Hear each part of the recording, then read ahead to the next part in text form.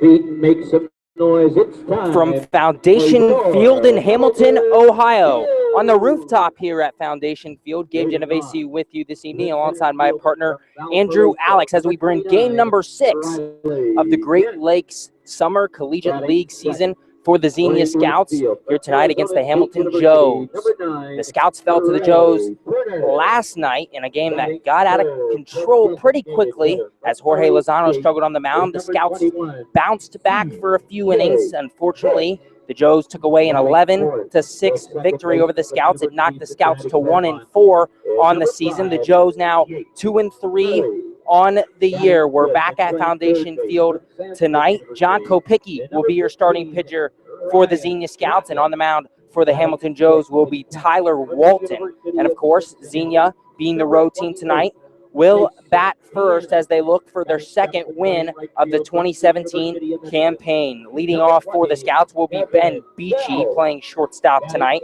Ryan Park in the 2-hole playing catcher behind the plate. Kaden Owens at the 3 spot. In right field, Kyle Casserly, at first base once again. Jordan Lambert in the 5th hole in left field. Aaron Takis at third base tonight. Joey Roddy bats 7th in the designated hitter position. Ange Bourgeois at second base in the 8th hole. And Francisco Andina rounds out the Xenia Scouts lineup. In the field for the Hamilton Joes, Tyler Walton will be on the mound. Mason Deana behind the plate. Ryan Crockett in the hot corner at third base. Ryan Zeals and Jake Murray are your middle infielders, and Jeff Stuke at first base. In the outfield for the Joes will be Riley Dent in center, Trey Turner in left field, and Evan Bell in right field for the Hamilton Joes. I mentioned it a couple times, but Tyler Walton on the mound tonight for the Joes. He'll get things started for Hamilton. Walton from Memphis University plays for the Tigers. Tyler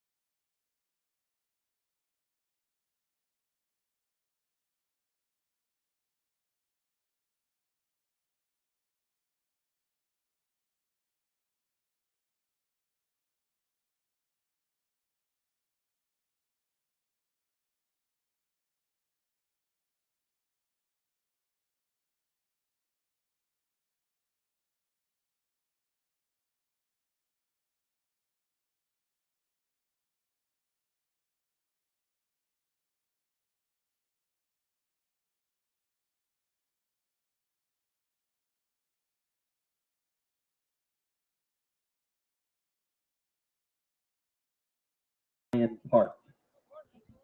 Sorry about that, folks. My laptop overheated as once again for about the 1,000th time in these 2 days. We're on the roof here in Hamilton. That's important facts for all of you at home. This is just such a gorgeous setup that they provide us with. Now, of course, 90 degrees outside right now. All right, so let's get you caught up to speed. Ben Beachy grounded out to the shortstop, and now Ryan Park will line one to center field. Riley Dent comes on and makes the grab, and there's 2 down here for the Scouts in the top half of the first inning. So mark it down in your books as a 6-4 for Ben Beachy and an F8 for Ryan Park, and Now quickly 2 away in this top of the first inning. Kaden Owens. Kaden Owens will step up to the plate. I doubt any of you heard what I was saying about the starting pitcher, Tyler Walton. Walton comes from Memphis. A 1 start thus far in this Great Lakes League, as the first pitch to Kaden Owens is outside. Tyler Walton allowed 7 hits, 5 earned runs, 2 walks, and struck out 1 in his first start with the Hamilton Joes. Now the 1-0 pitch. Owens fouls one straight behind the plate. 1 ball and 1 strike to Kaden Owens. Tyler Walton at Memphis, an 11.74 ERA, 0-1 in 7 appearances. He made 2 starts for the Tigers, pitched 7 2/3 innings. And now the 1-1 is an off-speed pitch outside to Owens, 2 balls and 1 strike. Walton allowed 11 hits, 12 runs, 10 of them earned, walked 8 and only struck out 6. The 2-1, a fastball high and away, 3 balls and 1 strike to Kaden Owens. Haters count for Kaden Owens. Look for him to find that ham and cheese pitch here right down the plate. Either that or Walton risks suffering his first walk of the game. And the pitch to Owens is low and away, and Kaden Owens is on with a walk to give the Scouts their first runner of the game. And we saw yesterday with this Hamilton Joes team putting a lot of men on base via the walk. And the Scouts, who stranded a lot of men on base in yesterday's contest, would be hard-pressed to try to move some bases. Look for Kaden Owens, who has a big lead over there. Maybe some small ball here. The first pitch to Casserly is on the outside corner for strike 1. Kyle Casserly coming into today 1 for 16 on the year. He's also reached base 4 times with 3 walks. And Kaden Owens will take off for second now. He's caught in a pickle, and they're going to call it a balk, and Kaden Owens will get second base freely. So just like that, the Scouts, I mentioned small ball, and that might be the solution here, as hits have been somewhat hard to come by for a couple of these guys in this lineup who are just kind of readjusting after taking redshirt years or years where they didn't get as many at-bats as they possibly would have liked. So in that period of readjustment, it's going to be Scouts are going to have to either wake up the bats or find some alternative ways to produce runs if they don't want to dig themselves into a deeper hole in this Great Lakes South Division. Owens, a decent lead off second. Now the pitch to Casserly is way outside. A good stop by the catcher, Mason Deana. 1 ball and 1 strike to the redshirt junior from Wright State.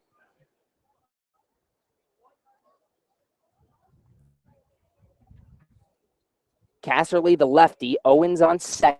2 down here in the top of the first. No score between the Scouts and the Joes.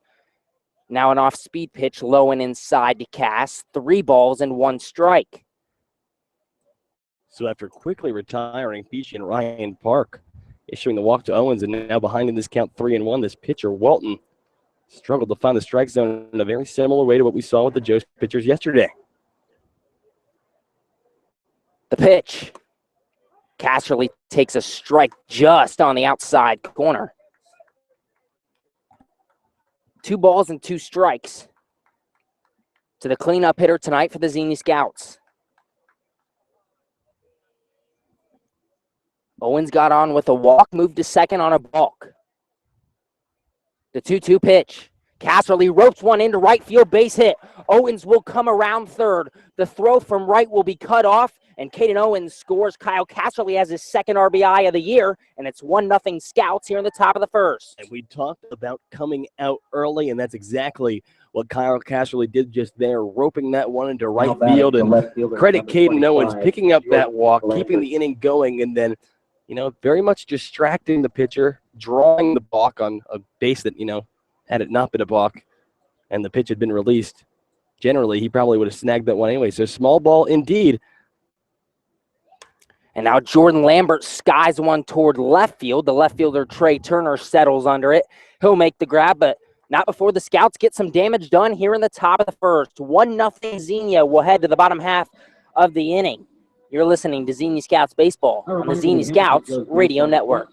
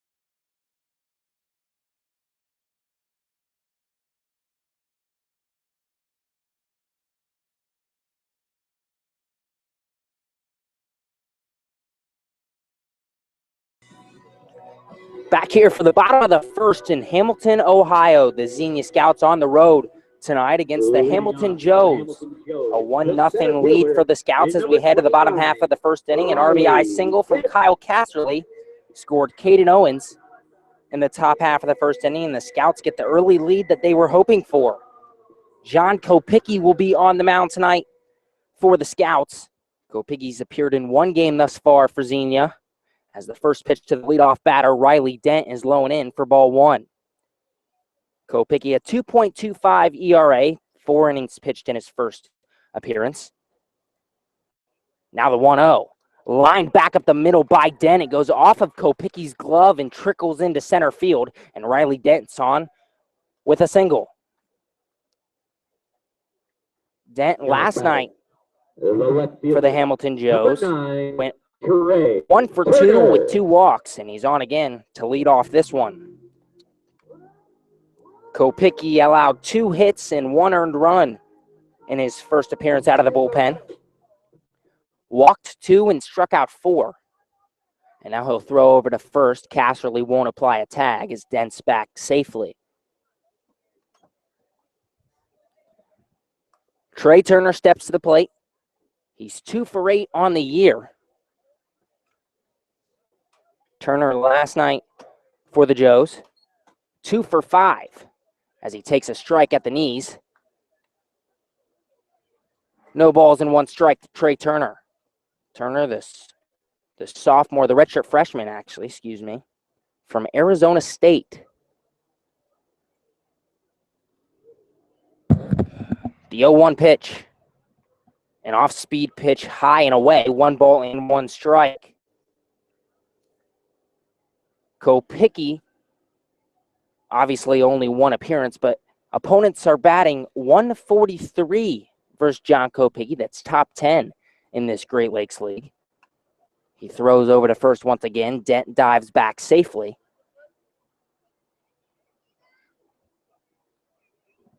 One ball and 1 strike to Trey Turner. The 1-1 pitch. Catches the outside edge for strike 2. John Kopicki ahead in the count, 1 balls and 2 strikes.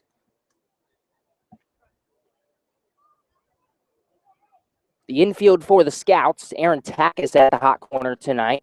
Beachy at short, Bourgeois at second, Kyle Casserly at first. And now time is called as John Kopicki balks, and we're not even through an inning. We've got 2 balks. And what are the odds of that, Gabe? Not too high, but the Scouts find themselves in the similar predicament that their counterparts found themselves in the top of the first. So now it's a runner in scoring position and nobody out here for Trey Turner. All right, Joe's fans, the Scouts, be sure to head on over to the who have not spent very much time this season in the lead, I'll tell you that much. Run production, not been a huge issue. Being in the lead, very big issue. And the Scouts hopefully can get Kopicki out of this jam. Nobody down here in the bottom of the first. Riley Dent now on second for the Joes. Trey Turner at the plate. The 1-2 pitch way outside. It gets past Park. And Dent will move to third on the wild pitch. What is your problem? And I will say this for John Kopicki. He had 3 wild pitches in his first outing. So that's his 4th wild pitch of the year. So a good outing for John Kopicki his first time out. Only 1 earned run and 2 hits allowed. But lots of wild pitches. Now the 2-2 fouled off behind the plate, and we'll do it all over again.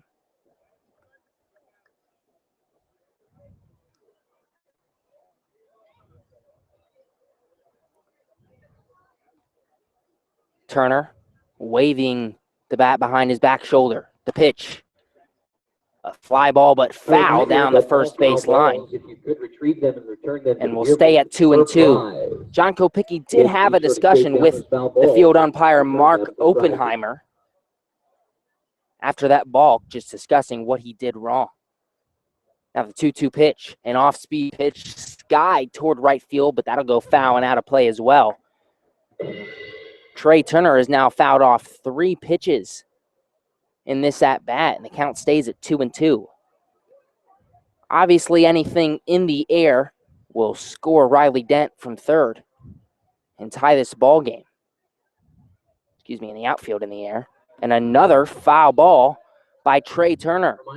And Turner showing great plate discipline, staying alive in this count.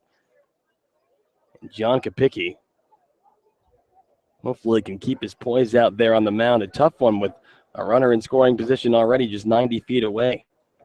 The pitch, a curveball just off the outside edge. 3 balls and 2 strikes to Trey Turner. Not a bad choice there by Kopicki to try to get him to chase a little bit on the outside, but Trey Turner watching all the way, and now the count goes full. Kopicki sets quickly. The 3-2 lined up the middle, base hit, an RBI single for Trey Turner, and this ball game's tied at 1. And just counter punch here in the top of the first, and now for John Kopicki, it is absolutely imperative number 21 to try to get that first out. We do not want to see a repeat of what we saw with Jorge Lozano in last night's contest, and unfortunately a big blow-up inning where he just got very frustrated and could not find the zone. CJ Busch steps to the plate for the Hamilton Joes. He takes a ball high, 1-0 to Busch. Busch, one of the most dangerous hitters, not only in this Hamilton Joes lineup, but the league.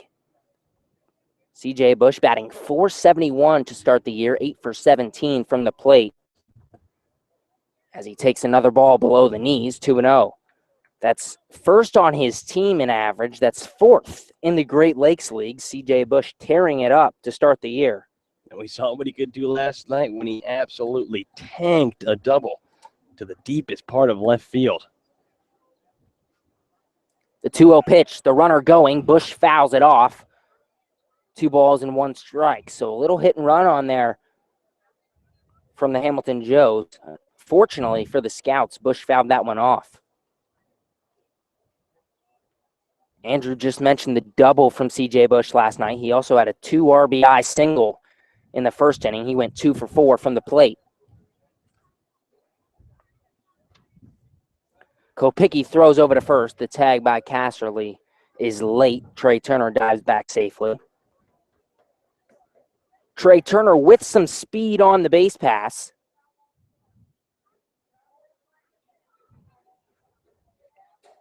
Now the 2-1 pitch. Busch swings through an off-speed pitch on the outside corner. 2 balls and 2 strikes to the most dangerous hitter in this lineup. And definitely a big spot here for John Kopicki. Busch stands at 6'1", 220 pounds. The 2-2 pitch. High and away. Park throws down to second, and it gets away from Bourgeois. Oh, they might have had Trey Turner if Bourgeois was able to scoop that one out of the turf. Instead, Turner steals his first base of the year, and the Joes have a runner on second with nobody down. And unfortunately, a big one there as that's ball 3. Also takes off a double play ball, which could have been an absolute godsend for John Kopicki if it were to happen. But now full count, 3 balls, 2 strikes, and a runner in scoring position for the Joes. And C.J. Busch calls time, steps out of the box, takes a couple practice swing as he was waiting for Kopicki a while as he checked Turner at second. I said Trey Turner was fast because he runs a 4.38 40. Wow. And now Kopicki balks again, and this time he just looks at the field umpire with a shrug, like, what am I doing? I mean, I don't see it. And Kopicki is trying to explain to him that he's just hitching his front foot, that the rule is, I believe, I obviously haven't seen the official rule book, but that a pitcher can move his front foot up and down, up and down, up and down as if he does it consistently. All right, friends, I got to tell you. And that's what Kopicki is arguing. They got hot mini donuts, always made And fresh to order. Coach Kate's obviously out there to have a word. 12 donuts and a drink for $9. It's at You least can just choose your quantity if you don't want to. we're getting this out of the way, hopefully. Hopefully we're getting this out of the way, because if there is something that John Kopicki is doing at the Dapper Donut, that's going to keep advancing these runners 90 feet forward. I mean, the Kaden Owens balk from Walton, that was much more obvious. Walton completely shifted his weight after Owens went when he was already. Because Owens took off while he was on the mound. Already in the motion, though, so that was clearly obvious. But from the perspective that we are sitting in, it is not incredibly apparent that Kopicki is starting to motion at all. And what confuses me is the way Kopicki not argued, but shrugged his shoulders, and the way Bubba Cates is arguing, and Bubba Cates right now on the mound, showing the field umpire Mark Oppenheimer what Kopicki is doing, and that is it's allowed now. It's a newer rule, and that it is allowed for Kopicki to kind of, I don't know how to describe it, move slash hitch his front foot if he does it consistently. Yeah, I mean, the question for me is, how is he doing it sometimes and not if his motion, which you would assume, see, and now the still talking is John Kopicki and the field umpire Mark Oppenheimer, who are just, and Oppenheimer is kind of giving him the same shrug that Kopicki gave him originally. Yep, Kopicki was just trying to have a conversation with him. Oppenheimer just stared right at the plate. He wasn't having anything of it. The 3-2 pitch, Busch fouls it off, and we'll go back to 3-2. And if you're John Kopicki, you got to hope that this, keep your poise, don't let this get out of your groove. It's probably tough to hear, well, here's your throwing motion. You can't do that. The 3-2 pitch, a curveball outside, ball 4. C.J. Busch is on with a walk, and the Joes have runners on the corners. Shaky start here for John Kopicki. A couple singles, a walk, and a couple blocks. Already one run allowed. And minimizing damage is going to be the name of the game here, as the top, probably the 3 of the more dangerous hitters in this lineup through. And now with Jake Murray, Ryan Crockett, Mason Deana to the plate. It's time to settle in, buckle down, and get yourself out of this inning with minimal damage. Jake Murray steps to the plate in the cleanup spot tonight. The first pitch to him is a fastball below the knees, 1 ball and no strikes. And just right away, just these first couple pitches after the last balk call, what I'm noticing from Kopicki is he's not even moving that front foot. I'm guessing Oppenheimer told him, don't move it. So he's not. Now the pitch, a chopper toward the second baseman, Bourgeois. He'll go to first with it as it was a slow ground ball. He gets the out. Jake Murray gets the RBI, and the Joes lead 2-1. And that play just developing very slowly, taking a couple hops. Ange Bourgeois having to charge in over at second base. The double play ball, despite C.J. Busch's apparent lack of speed on the base path was long gone at that point. And unfortunately, another run comes home. The Joes take a 2-1 lead, and now it's C.J. Busch over at second. One away here for Ryan Crockett. The first pitch to Crockett, high and away for ball one. And that's got to be so frustrating for a pitcher to, like, he can't do his normal motion.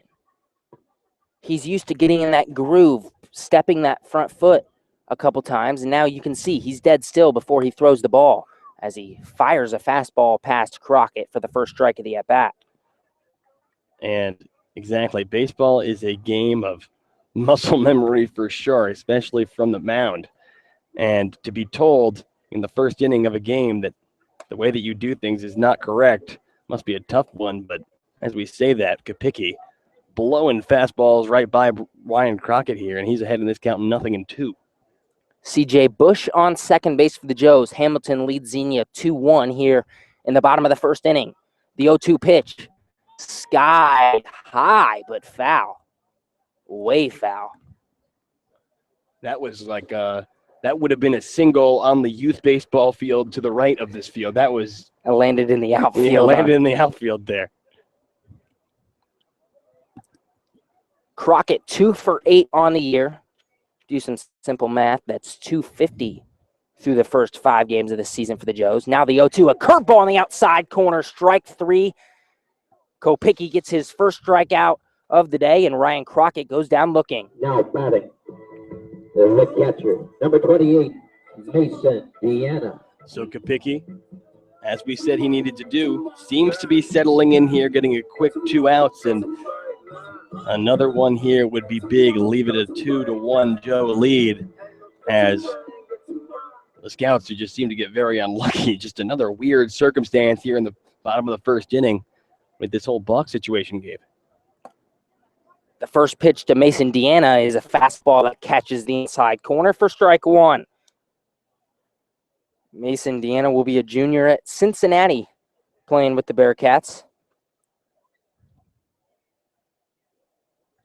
Deana 7 for 15 to start the year, and now he chops a high chopper toward Bourgeois at second. Bourgeois quickly out of the glove, fires over to Casterly at first, and that'll do it for the Joes here in the bottom half of the first inning. They get 2 runs on 2 hits, and they leave a man on base. 2-1, the Hamilton Joes lead. We'll head to the top of the second. You're listening to Xenia Scouts Baseball on the Xenia Scouts Radio Network. Burgers and hot dogs, the Coke products, and ice cold beer.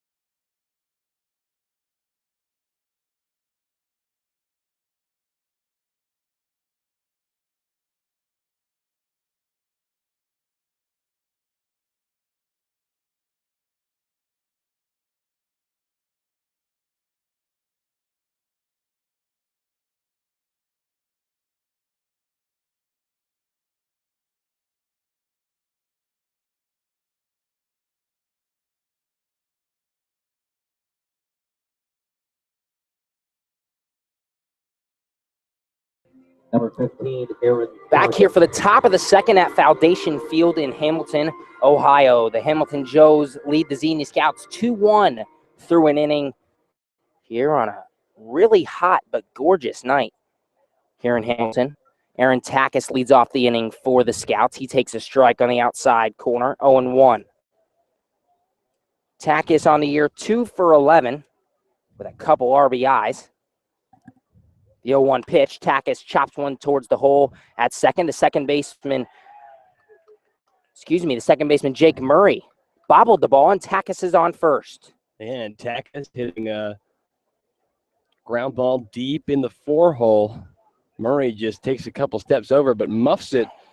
Maybe on the transfer from the glove to the hand. Can't get the ball over, so Aaron Takis aboard on an error and setting the table now as the Scouts trying to get back into this one here after falling behind in the bottom of the first. Joey Roddy steps to the plate for the Scouts. He takes a strike inside. No balls and 1 strike to the redshirt freshman from Ohio State. Roddy on the young year, 2 for 17. It's a 118 batting average. Now the pitch. Catches the outside corner, and I believe that's strike 2. It is. No balls and 2 strikes. The scoreboard here at Foundation Field was saying 1-1. So Roddy down on the count early. Takis at first. He dives back safely. Tyler Walton still on the mound for the Joes here in the top of the second. Ange Bourgeois on deck for the Scouts. The 0-2 pitch to Roddy. He fouls it off down the first baseline to stay alive. And we'll do 0-2 all over again. A reminder, fans, please help out the Joes this evening by returning all foul balls to the concession area. Joey Roddy redshirted his freshman year at Ohio State. Played high school ball in Boston, Massachusetts, where he is from. They'll throw over to Takis once again. He dives back safe easily. Yeah, Roddy, an alumni of the prestigious Boston College High School. Considered one of the real powerhouse high school sports programs in all the country. And that's overall, not just baseball. The 0-2 pitch to Roddy. He swings through a curveball. That's strike 3, and Tyler Walton has his first strikeout of the evening. And that's really been a problem for Joey Roddy through the first 6 games. That's Roddy's 8th strikeout of the year coming in to today. Joey Roddy was tied for 9th in strikeouts in the Great Lakes League. Obviously something he's trying to eliminate. He's got to work on timing the pitch, got to work on bat speed, readjust after taking the red shirt year. It's been a struggle for Roddy early, but hopefully, you know, a guy with all the talent in the world, you don't get a scholarship to Ohio State for nothing. Yeah, it's tough when you don't see a live pitch since the fall at Ohio State. And he did get injured back in the fall. He told me that he was playing pretty well, and then the injury bug came, and unfortunately that was it. Bourgeois lines one to center field. Base hit for Ange Bourgeois. Runners on first and second for the Scouts here in the top of the second inning. And Bourgeois really just hitting that one straight on the nose, a liner into just straight center. And the Scouts showing positive signs here early, Gabe.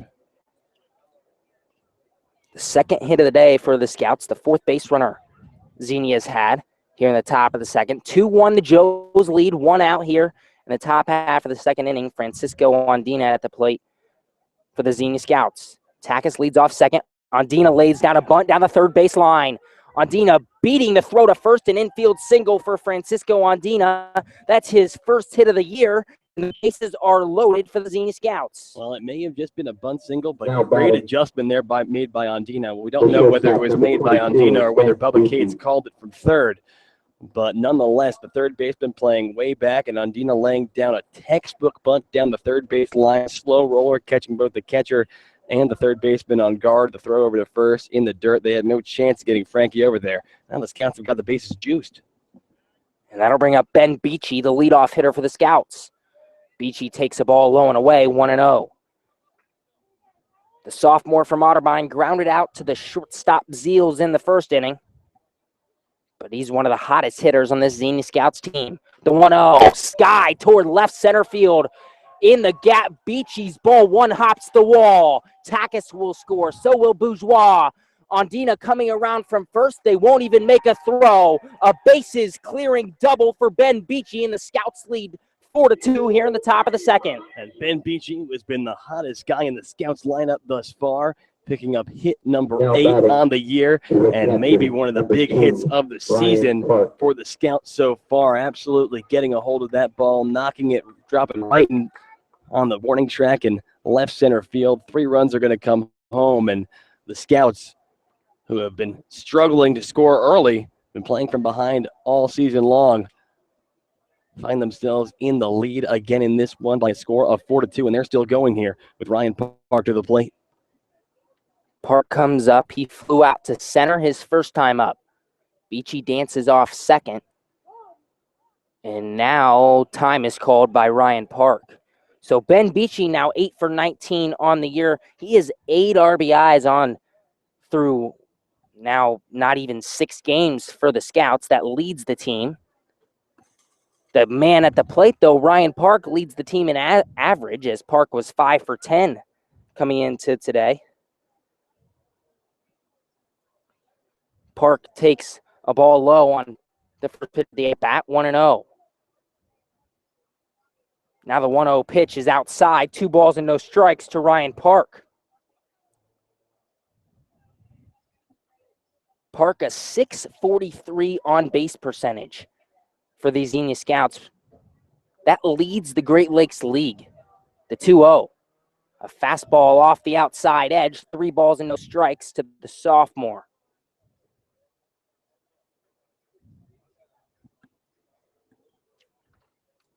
Park in his freshman season at Point Loma Nazarene University. And as he watches ball 4 go low in the dirt, Beachy moves to third on a ball that got away from Deana. And I don't know if Mason Deana realized, I don't know what happened there. Deana just let that ball squirt right by him, and he kind of just walked after it. So Beachy moves up 90 feet to third base. Ryan Park walks, and the runners are on the corners for the Scouts. I started to talk about Ryan Park at Point Loma. He only got 12 at-bats in his freshman year, so he's talked about just being excited to be in the lineup early this summer for the Scouts, get some real at-bats and get going in this 2017 summer season. And that, that's exactly what the summer baseball is all about. We got a lot of young guys, a lot of guys coming off seasons where they're either red-shirted or injured or didn't get the amount of ABs that they want. You see Kaden Owens coming off, his 3rd career elbow surgery. Kyle Casserly with the transfer year. A couple of freshmen, actually 3 freshmen at that, in Caleb Bly and now who are coming in. Not much to do with.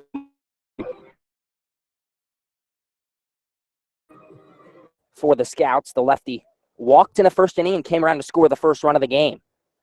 The first pitch to Owens is a slider that misses off the outside part of the plate. 1 ball and no strikes to Kaden Owens. And Kaden Owens is another one of those guys you were talking about that didn't really play a lot last year because of an injury. Kaden Owens, as the 1-0 pitch from Walton is outside, Kaden Owens has had 6 injuries to his arms in his collegiate baseball career. He will be a senior in school at Oral Roberts in the fall. He will be a sophomore in baseball. He still has 3 years of eligibility left as he fouls one off behind the plate, 2 balls and 1 strike. Owens ripped the double in his first at-bat of the year for the Scouts. And after the game, he said, I've been waiting 2.5 years for that hit because he had Tommy John surgery in December of 2015. He did not play all of that year. And then right before this past season, he broke his arm in 6 places as the 2-1 pitch catches the outside corner for strike 2. He broke his arm in 6 places 5 days before this past season. He was able to recover quickly enough, quicker than they thought, to get some at-bats at the end of the year. He got 5 at-bats for Oral Roberts. He went 1 for 5 from the plate to end the year. As the 2-2 pitch is an off-speed pitch that gets Owens. He swings through it, and that's out number 2 of this second inning. And both outs of this inning coming on the strikeout. Just a refresher of how we got here. Aaron Takas got on the air. It was then a single from Ange Bourgeois and a bunt single by Francisco Andina loaded the bases. A 3 RBI double off the bat of Ben Beachy. Ryan Park then walked. Ben Beachy advanced to third on the pass ball, so it's runners in the corners and 2 out for Casserly. Casserly takes a curveball low and away, 1 ball and no strikes. Kyle Casserly, an RBI single in the first inning for the Scouts as he now lines one toward left center field, and that ball is going to land in front of Riley Dent. Dent throws to third. Park dives in, and he is safe. Casserly moves to second on the throw. Another RBI single for Kyle Casserly, and it's 5-2 Scouts here in the top of the second inning. And no surprise, we watched Kyle Casserly in batting practice. You and me were both there, Gabe, and he was absolutely, really just seeing the ball really well, hammering them to both sides of the field, hit a couple of home runs, and we saw what he could do. And it was a slow start, just, what was it, two for? He came in 1 for 16. Wow. So, 1 for 16 coming in, but Kyle Casserly, a guy, we never questioned his talent. And already in this game, a couple of RBIs. And what he can do, and looks like it for Walton. And Joe is 5. Joes have already seen enough from the man on the mound for them. Tyler Walton walks to the bench with his head down. An inning and 2/3 for Tyler Walton on the mound. The Scouts score 5. We'll have an update on the pitching change when we come back on the Xenia Scouts Radio Network.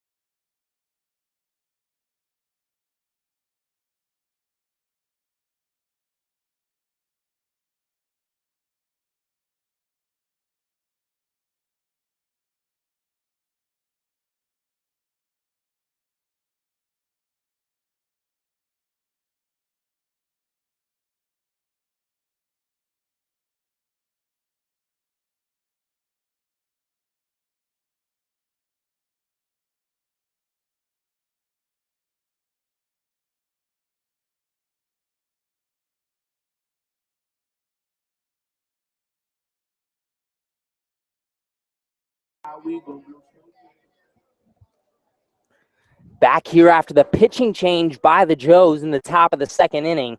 Derek Flogger in the pitch for Hamilton. His first pitch to the batter, Jordan Lambert, is outside for ball 1. The Scouts have scored 4 runs here in the top of the second to take a 5-2 lead over the Hamilton Joes. Now the 1-0 pitch is at the knees. Strike 1 to Jordan Lambert. Derek Flogger comes from Eastern Illinois University, a redshirt senior. Now the 1-1 is outside. 2 balls and 1 strike to Jordan Lambert. Flogger, a 6.75 ERA in 8 appearances for the Panthers. 6 2/3 innings pitched. He gave up 5 earned runs. The 2-1 pitch to Lambert. Ground ball up the middle. Base hit. 1 run will score. Coming around from second is Casserly. He scores, and the Scouts have themselves a 7-2 lead.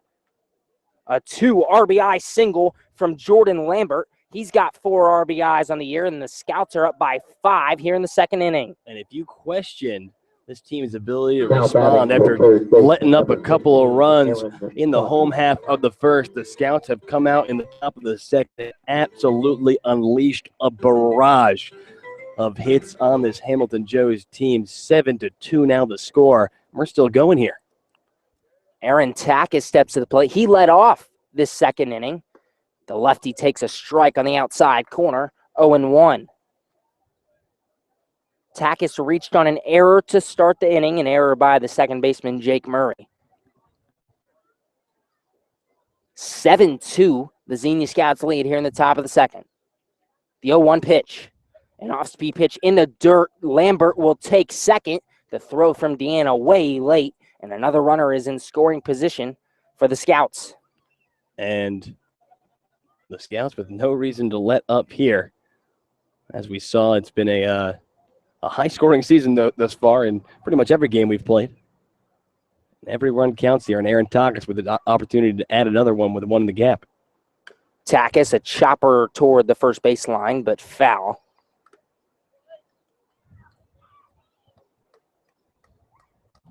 One ball and 2 strikes to Aaron Takis.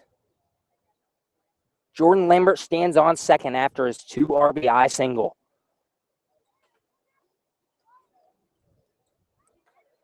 Flogger sets. The 1-2 pitch. Low and away. That one gets past Deana once again. Jordan Lambert moves up 90 feet, and he stands on third with 2 outs.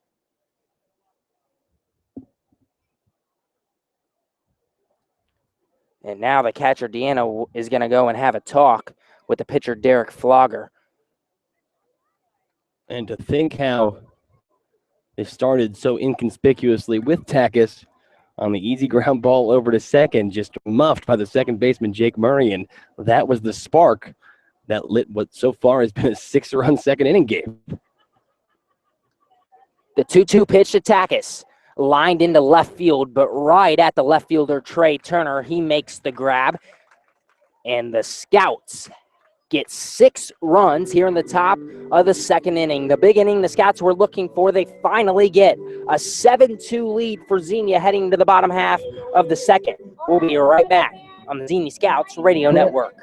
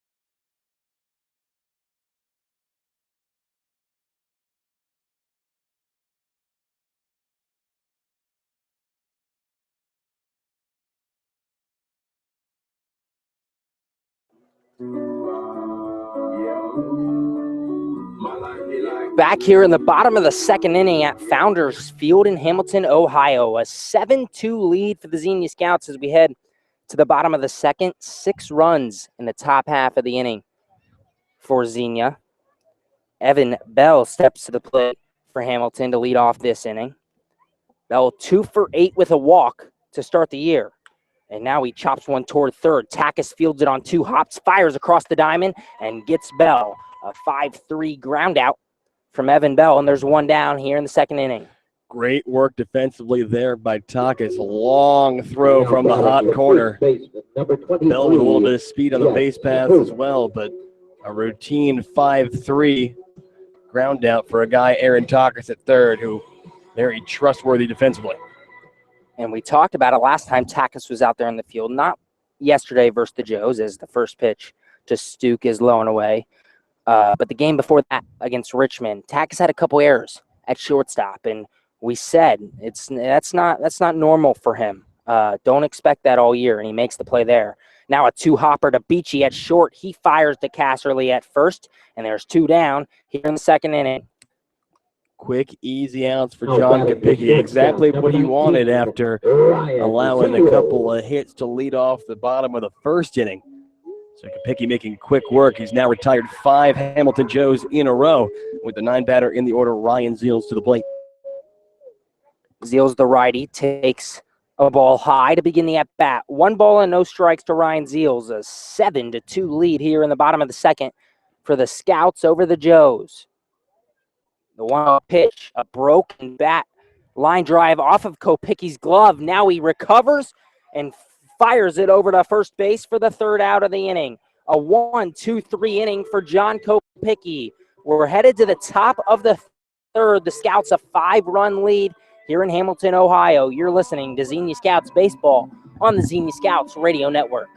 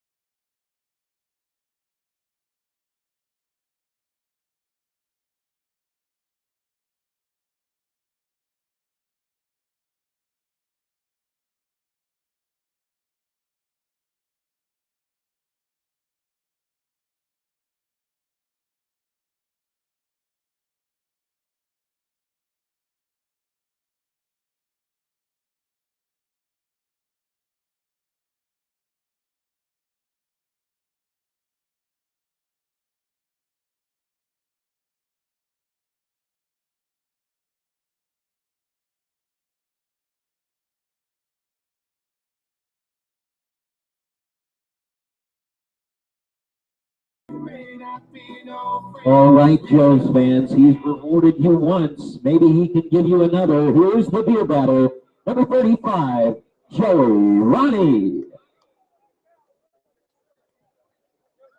7-2 is the Xenia Scouts lead over the Hamilton Joes as we head to the top of the 3rd here at Foundation Field in Hamilton, Ohio.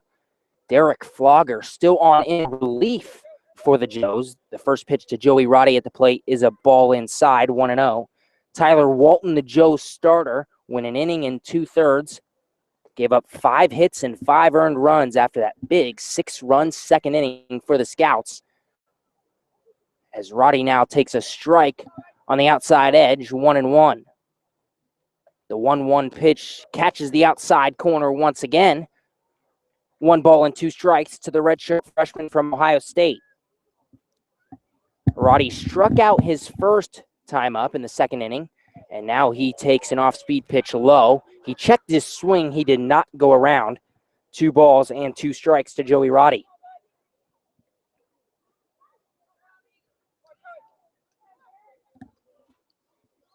Roddy settled back in. The 2-2 pitch. Roddy a flare out toward right field, just foul. And the count will stay at 2 balls and 2 strikes. And here's a quick stat already for how things have been going so well for the Scouts thus far. Joey Roddy, just 0 for 1 on the day, the only Scout yet to reach base.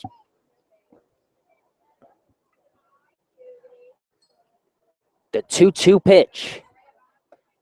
Inside for ball 3. Good take there by Roddy. A very close pitch on the black. Inside part of the plate.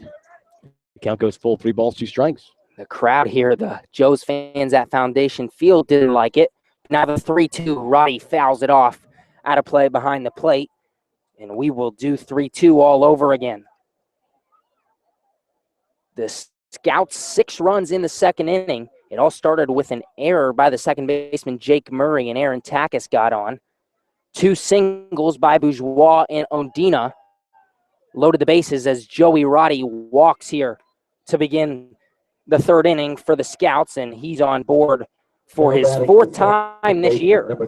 So make that every Scout has reached base here. We are in the top of the 3rd inning, and all 9 of the Scouts starting lineups have found themselves at least at first base. Ange Bourgeois steps to the plate. The lefty singled in the second inning. I just mentioned him in Deana single. Now a ground ball up the middle. The play is made by the shortstop, Zeals. He fires over to first, and the pick is not made by the first baseman, Jeff Stuke. And Ange Bourgeois is on for the second time today after the error.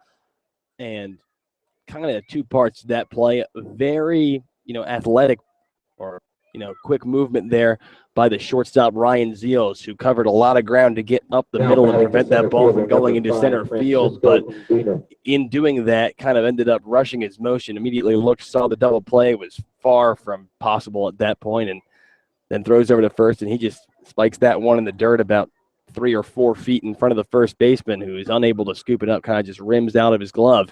Just like that, runners at first and second, nobody out. The Scouts have it going again. The first pitch to Francisco Andina is in the dirt. 1 ball and no strikes to Andina, who got his first hit of the year in the second inning, a bunt single down the third base line. I mentioned the Bourgeois single, the Andina single loaded the bases, and then a bases-clearing 3 RBI double by Ben Beachy gave the Scouts a 4-2 lead. And now the 1-0 pitch to Francisco Andina is once again low and outside. 2 balls and no strikes. The inning kept going after the Beachy double. Ryan Park walked, and then an RBI single from Kyle Casserly scored Park after he moved to second base. And then Jordan Lambert drove in Casserly and made it 7-2. Scouts. Andina takes another ball low, 3-0.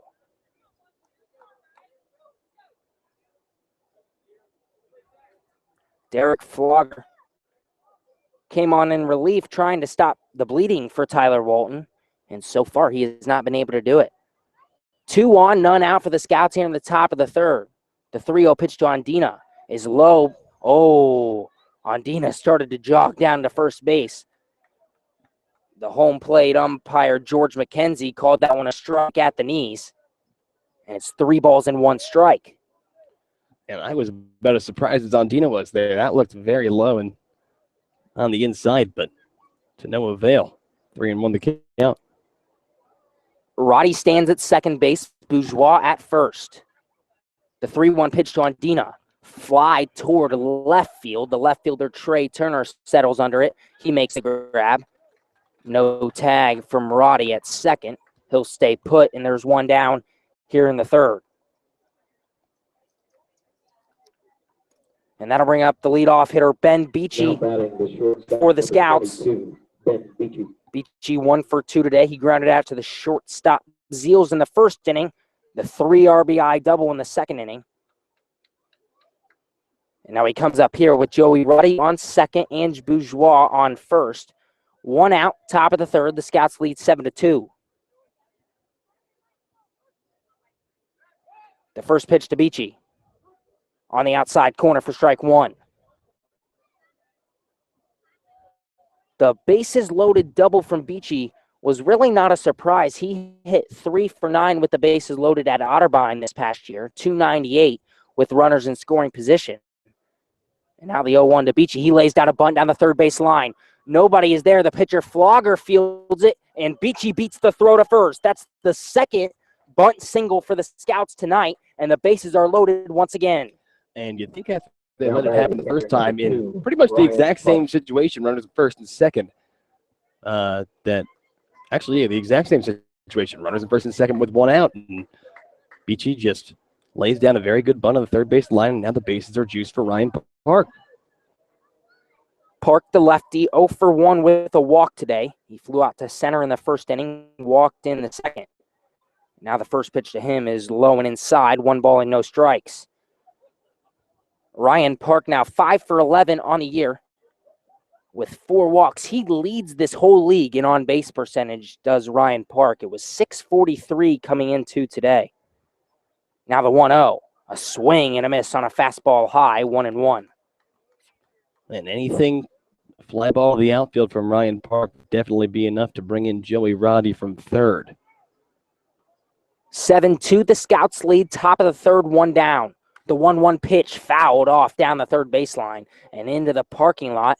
And yep, that's gonna. That's a 2-car hitter. That bounced, hit a car, bounced off the car, and hit another car. Luckily, no windows. Yeah, Nothing is broken. Well, no window is broken, but it definitely did hit the front windshield of one of those cars. Trust me, that's the name of the game here at Hamilton. How many cars will your foul ball hit? The 1-2 pitch. Park chops one towards the second baseman. He's gonna tag out Beachy and turn the double play.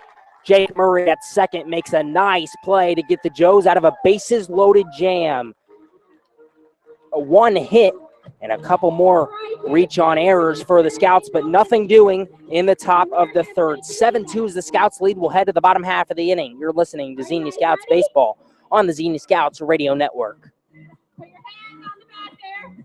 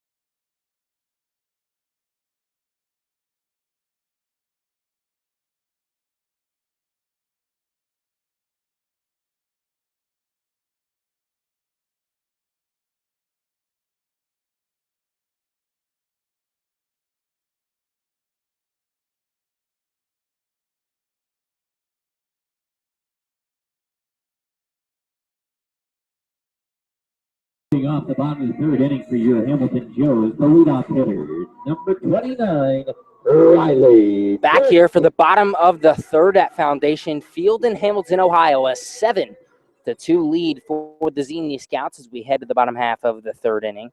7 hits for the Scouts, 2 for the Hamilton Joes. And now the top of the order for the Joes comes up. Riley Dent watches a ball low and inside to start this at-bat.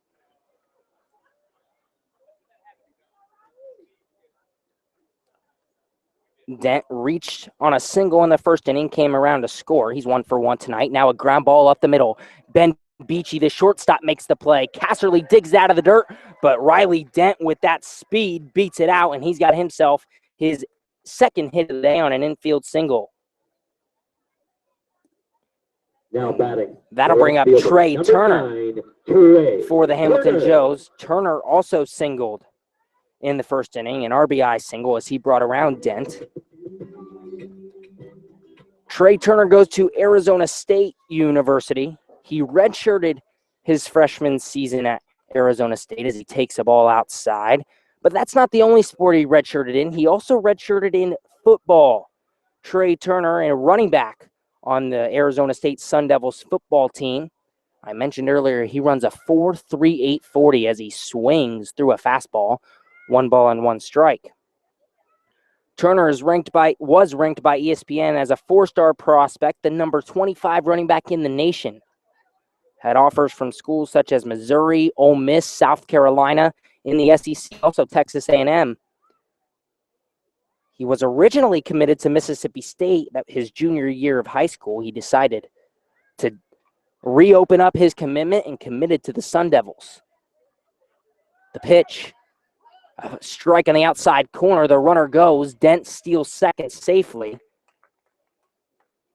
And Trey Turner has a duck on the pond. Nobody out here in the top of the bottom of the third. A 7-2 lead for the Xenia Scouts. They count 2 balls and 1 strike on Trey Turner.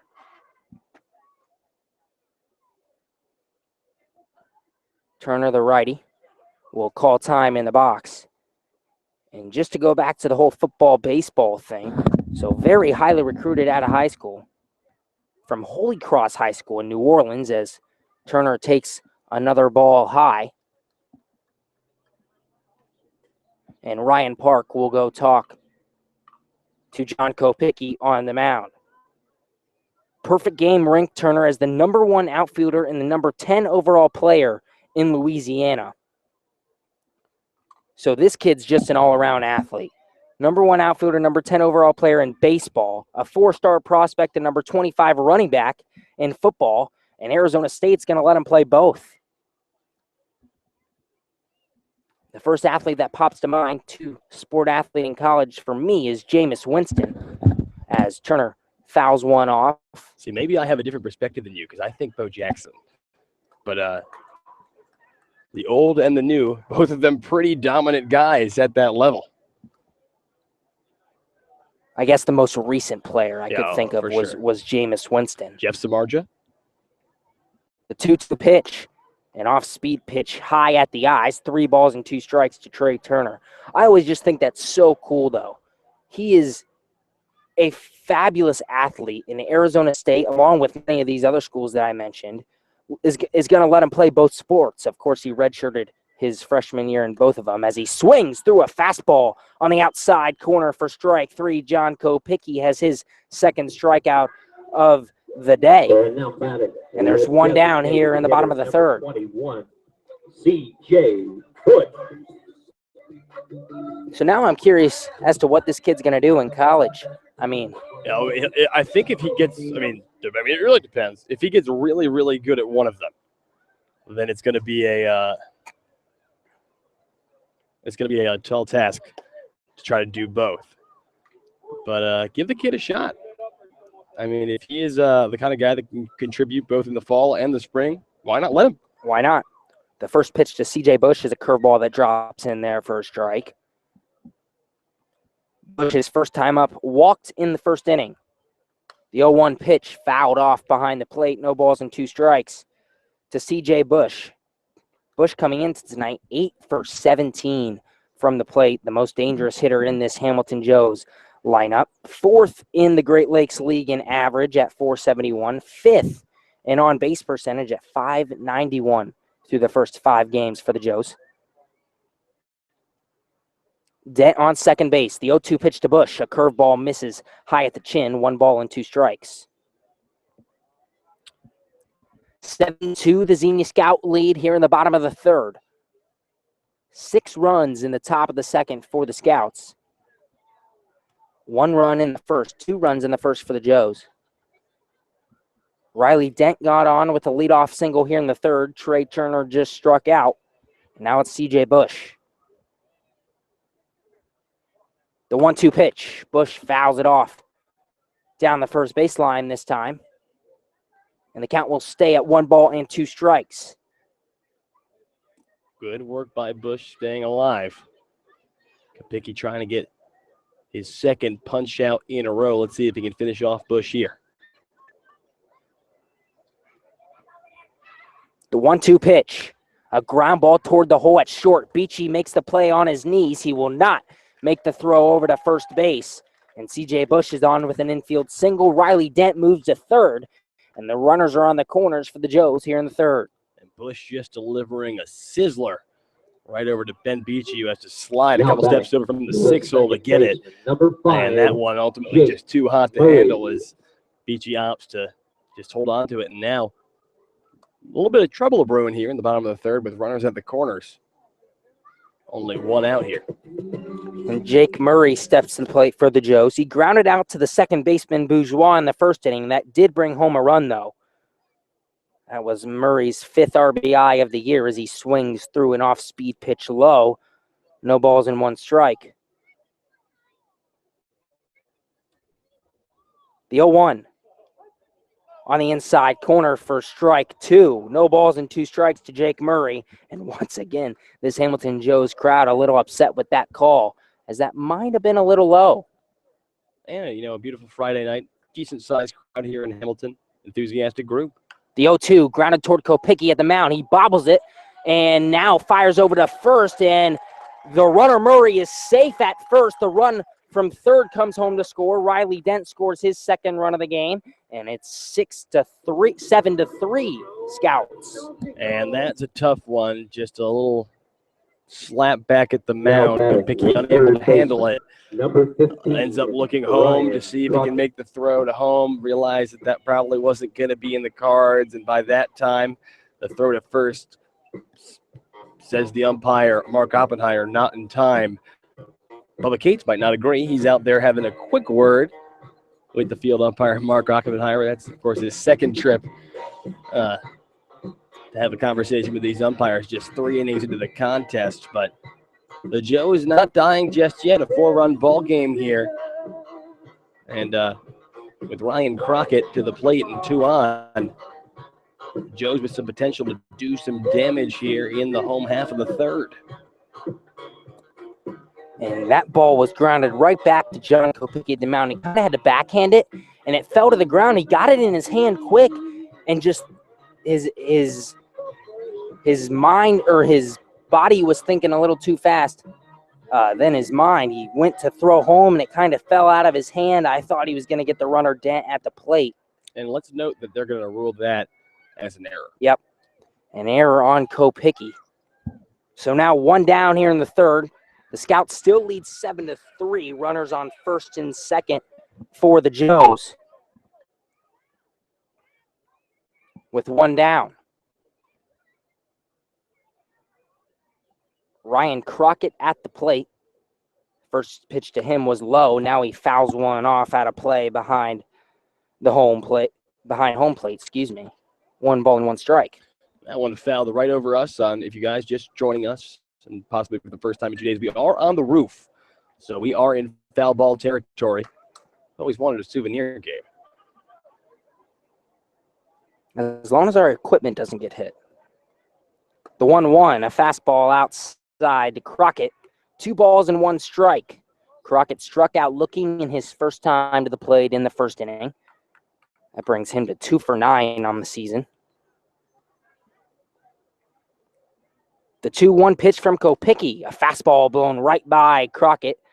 2 balls and 2 strikes. C.J. Busch stands on second for the Joes. Jake Murray at first. A 7-3 Scouts lead here in the bottom half of the third inning. The 2-2 pitch. A curveball misses outside. 3 balls and 2 strikes. Ryan Crockett will be a sophomore at Samford University. He hit 171 for the Bulldogs this past year. Now the 3-2 to Crockett is fouled off down the first baseline. And we'll do 3-2 all over again. Samford, not a bad baseball program. The Bulldogs had 3 guys drafted in this year's MLB draft. Kevin Williams Jr. was drafted in the 13th round by the Angels. His outfield partner, T.J. Dixon, joined him. He was drafted in the 24th round by the Twins.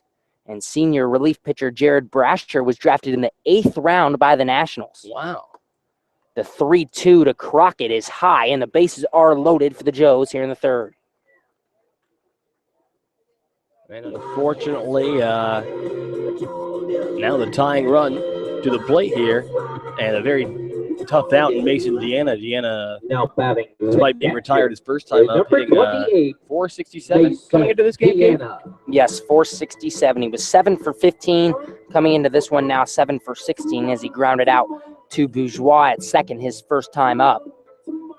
Mason Deana, again, 6 for 31 at Cincinnati this past year as he fouls one off, 0-1.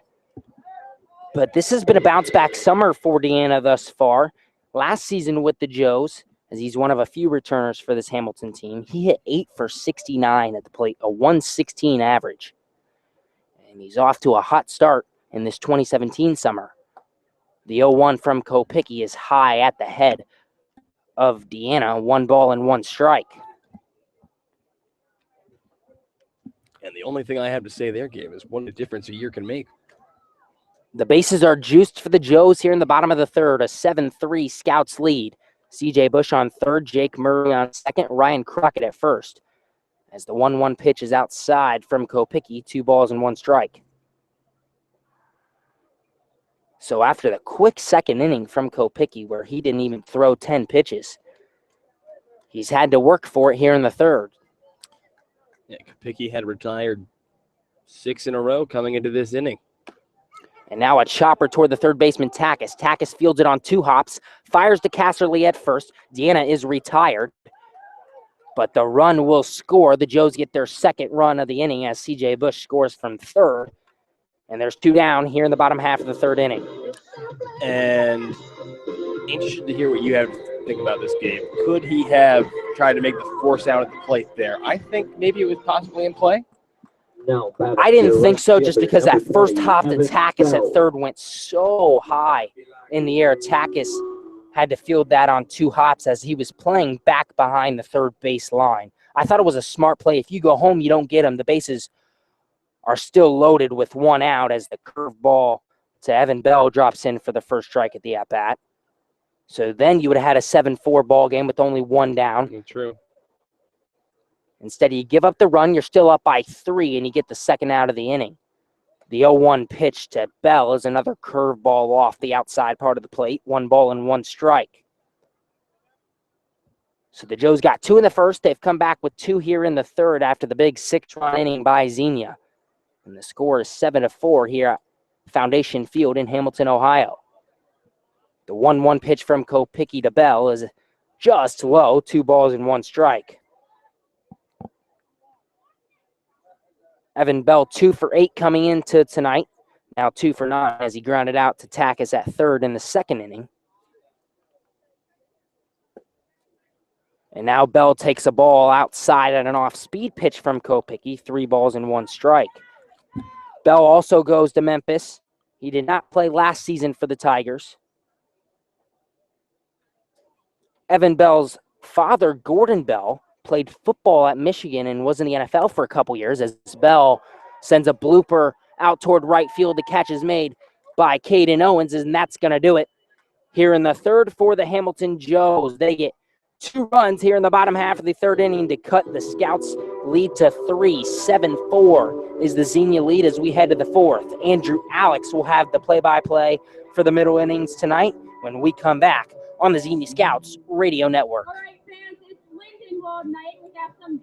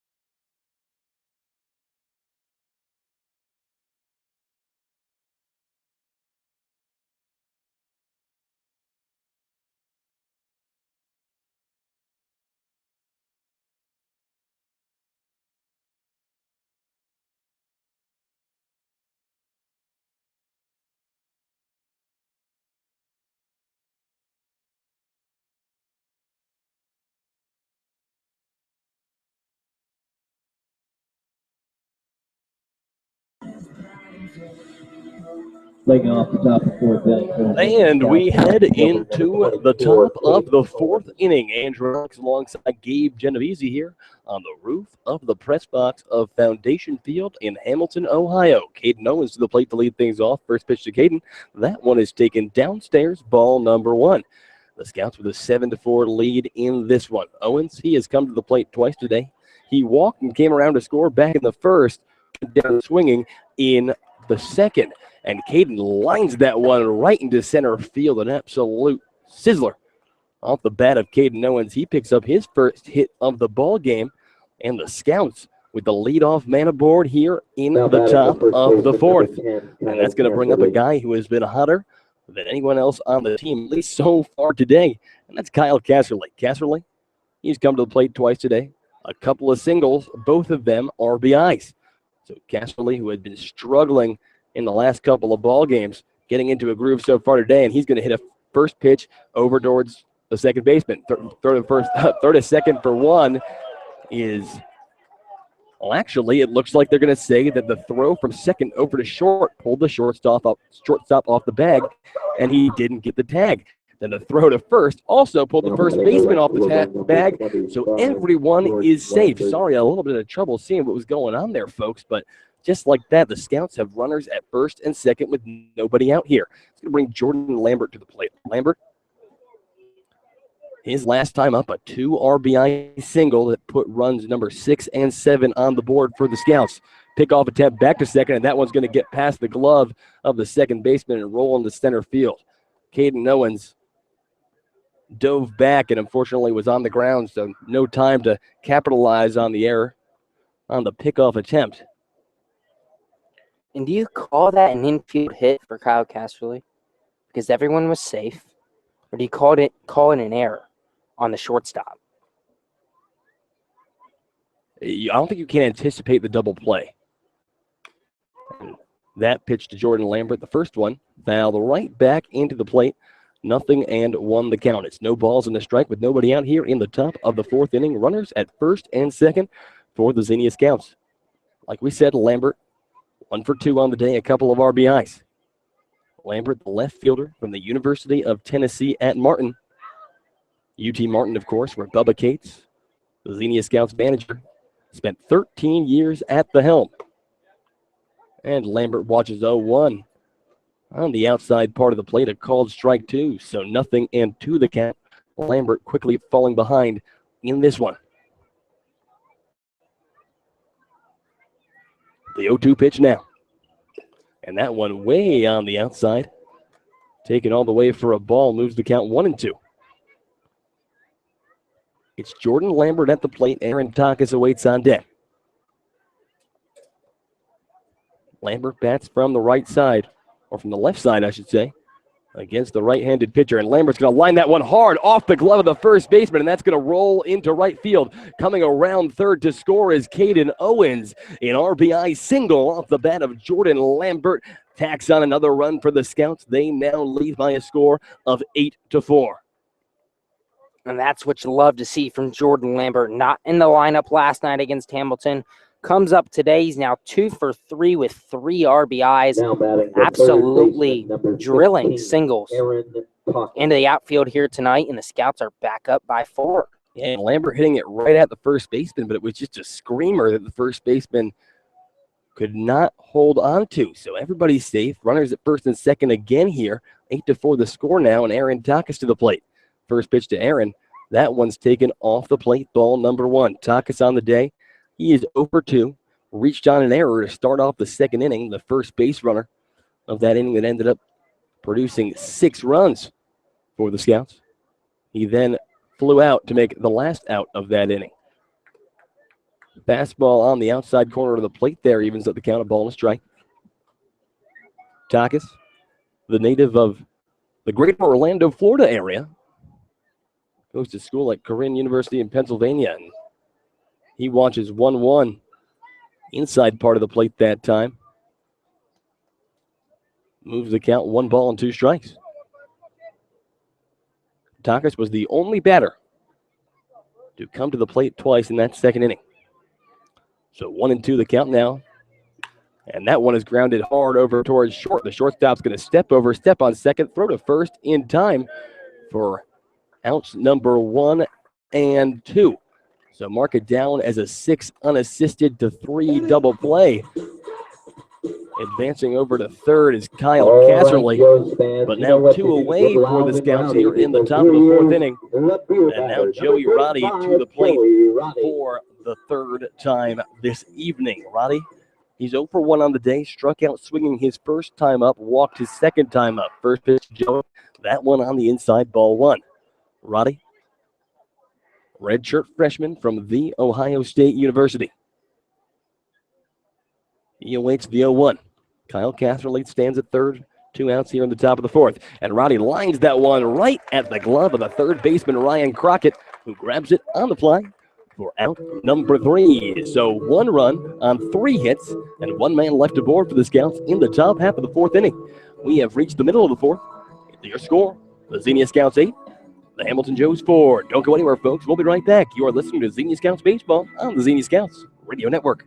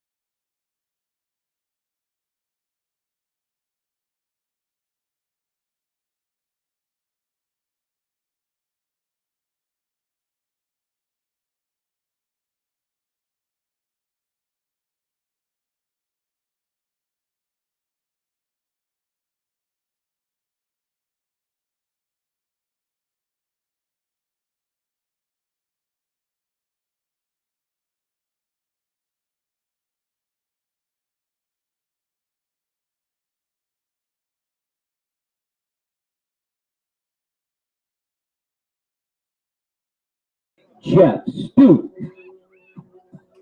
To the home half of the fourth we go. The score is Xenia Scouts 8, the Hamilton Joes 4. John Kapicki out to the mound for his fourth inning of work. He's facing off with Jeff Stuke. First pitch to Stuke found straight back into the screen. 0-1 goes the count. Stuke, the first baseman for the University of Dayton. He grounded out over to short. His first time up. That makes him 2 for 5 on the young season. A swing and a miss there from Stuke. Kapicki ahead in the count, 0-2 already. It's going to be Stuke, the 9-hitter Ryan Zeals, and the leadoff man Riley Dent due up at the minimum for Hamilton here in the bottom of the fourth. And the 0-2 pitch, that was a couple of flights upstairs. Moves the count, 1 ball, 2 strikes here. Nobody out in the bottom of the fourth. Kapicki looks to the catcher, Ryan Park. He delivers. And that one fouled back into the screen. Yet again, we are going to stay at 1-2. Stuke from the University of Dayton. The University of Dayton, of course, just down the road from Xenia, Ohio, as 1-2 goes up and away, evens the count up 2-2. And of course, our graphic design guy, Joey Gardner, a current student and employee of the University of Dayton. So if you like those graphic designs you see on our Twitter, that's who they come from. 2-2, way outside. The count goes full, 3 balls, 2 strikes. Nobody out here in the bottom of the fourth.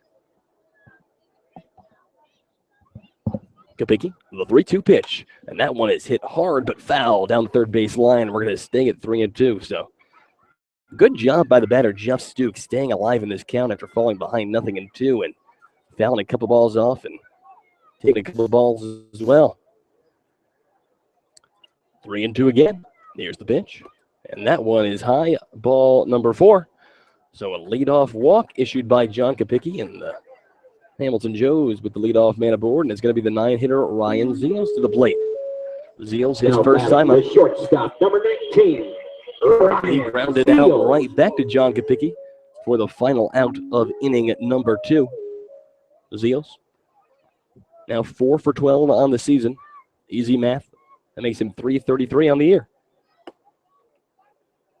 And that pitch, payoff pitch upstairs, and time is called as Ryan Park's going to come out and have a word with the righty. Body's brewing in the Xenia Scout bullpen. No one throwing just yet, but you see stretching, and it'll be interesting to see what strategy is employed by Xenia Scout pitching coach Corey Coops. It's hard to see who it is down there. You'd think the roof would give you an advantage. 1-0. That one taken low, ball 2. Instead, we have 2 giant poles in our way. Oh, yeah, that's tough. That's how things go. 2 balls, no strikes, nobody out. Runner at first. Here in the bottom of the fourth, 8 to score, Xenia Scouts.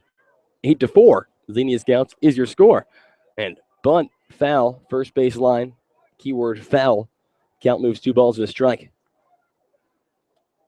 Kapicki smiling over the catcher, Ryan Park, as looks like Hamilton trying to emulate the bunt for a hit strategy that has worked for the Xenia Scouts already twice in the first 4 innings of play.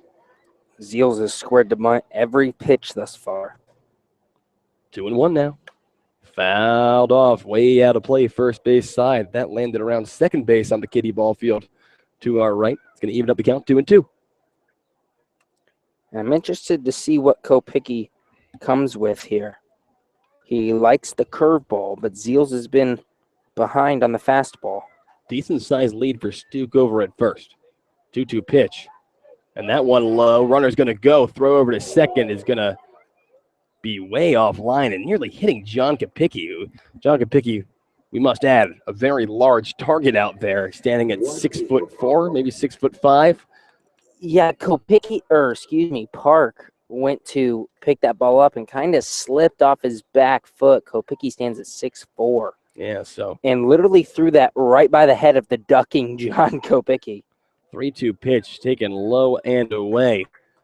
So runners at first and second and nobody out. And Hamilton threatening already here with nobody out in the home half of the fourth. The center fielder, number 29. They scored 2 in the bottom of the third and 2 in the bottom of the first for their 4 runs on the day.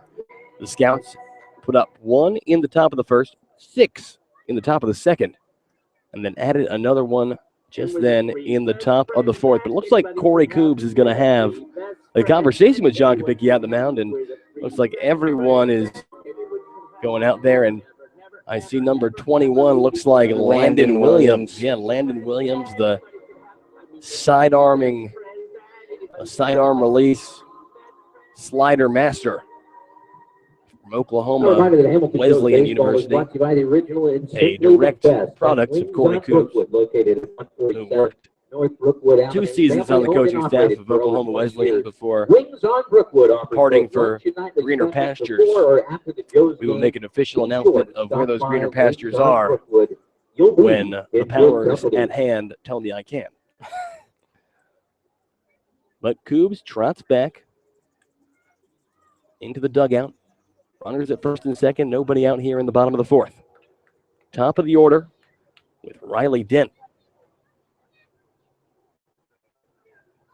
First pitch to Dent. That one taken low and away, ball 1. Kopicki starting to struggle a little bit. I'm interested to see if he can find his groove again here. Bottom of the fourth, he's thrown a lot of pitches, though, and it's been a really hot day here in Hamilton. About 90 degrees the entire time. Dent lifts that ball into left field, though. Jordan Lambert takes a couple steps, comes under it, and makes the grab and left, out number 1. So Riley Dent, who is 2 for 2 against Kapicki thus far, goes down quickly. And now with 1 away, it's going to be Trey Turner to the plate. Turner, the 2-sport athlete from Arizona State that Gabe touched on earlier. He is 1 for 2 on the day, an RBI single back in the first. He struck out swinging his last time up, but a sky-high fly ball into right field on the first pitch. Coming under it to make the grab is Kaden Owens, who then rockets it to the pickoff man, Ben Beachy, over at short. 1 pitch, 1 out. And now 2 away here in the home half of the fourth. And that's exactly what John Kopicki needed. A 2-pitch at-bat to Riley Dent, a 1-pitch at-bat to Trey Turner. Now all of a sudden you're out away, from getting out of this inning with no damage done after the long 2 batters to begin the inning. 1 out away, but a tough out at that in C.J. Busch. Busch, 1 for 1 on the day. He has reached base twice. A walk back in the first. He singled, ended up coming around to score back in the third. Busch came into the game hitting at a .471 mark. The big first baseman from Murray State University. He took the first pitch on the outside, 1-0. And Busch checks his swing. Did he go? The appeal to the field umpire, Mark Oppenheimer, says yes, he did. Evens out the count of ball and striking. Busch just couldn't hold his swing there at a ball that was very much north of the strike zone. 1-1 pitch now. right down the heart of the plate, a called strike 2. So Kapicki in this count, 1 ball, 2 strikes with 2 away here.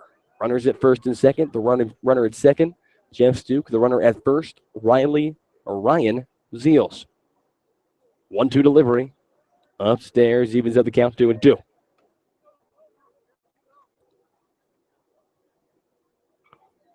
The Scouts trying to hold that 4-run lead. 8-4 Xenia here in the home half of the 4th. Kapicki, the 2-2 pitch. Upstairs again, the count goes full. And that one seems to have just gotten away from Kapicki, and I think that it's safe to say that no matter what happens, even if he does get the out, this could be his day.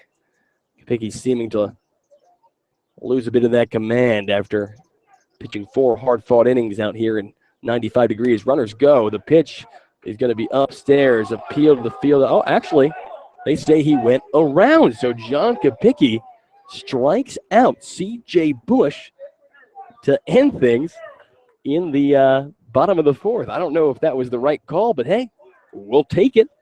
We have played 4 innings of baseball here at Foundation Field in Hamilton, Ohio. The Scouts leading the Hamilton Joes by a score of 8-4. Don't go anywhere, folks. We'll be right back. You are listening to Xenia Scouts Baseball on the Xenia Scouts Radio Network.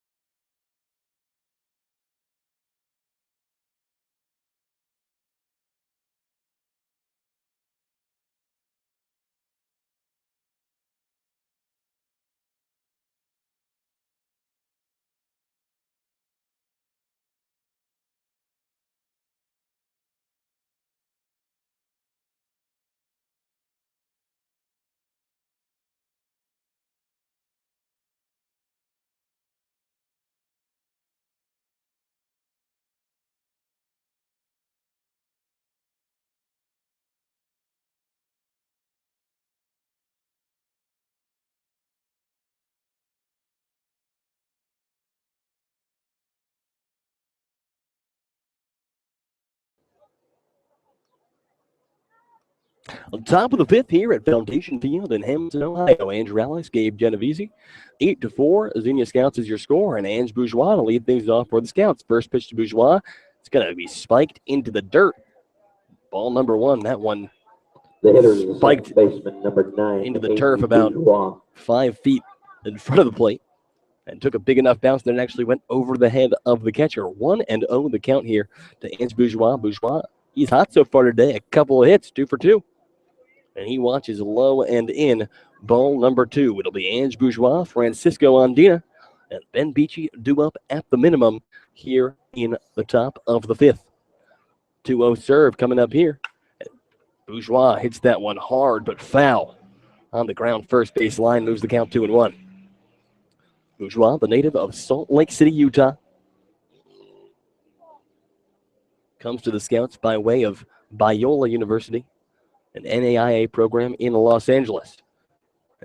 Bourgeois fouling that one hard. That's going to hit a car on the fly in the parking lot. I don't know why anyone would park there. That's just nonsense. Regardless, evens up the count 2-2. Definitely worth the walk to not have your car hit. Oh, yeah. 2-2 pitch. And swung on and missed. Strike 3. Ange goes chasing on a ball outside of the zone, and out number 1 there. Now batting the center fielder, number 5, Francisco That may be, Deana. And a reminder, fact, since Deana wears the number 5, first strikeout of the day for Flager? for $5. I believe so. Nice deal. So Flager records his first strikeout of the day, and now 1 away for Francisco Deana. First pitch to Frank. That one taken on the outside part of the plate. Called strike one. Deana picked up his first hit of the season. That was on a drag bunt down the third base line back in the second. 0-1. Low. Evens of the count, 1-1. Deana, the native of Puerto Rico, comes to the Scouts via Spring Arbor College in the great state of Michigan. This time is called. The sun beginning to set, and a good thing too. It was about 90 degrees all day. 1-1 pitch upstairs and outside. Moves the count 2-1 now. But 95 degrees and just about felt maybe even worse.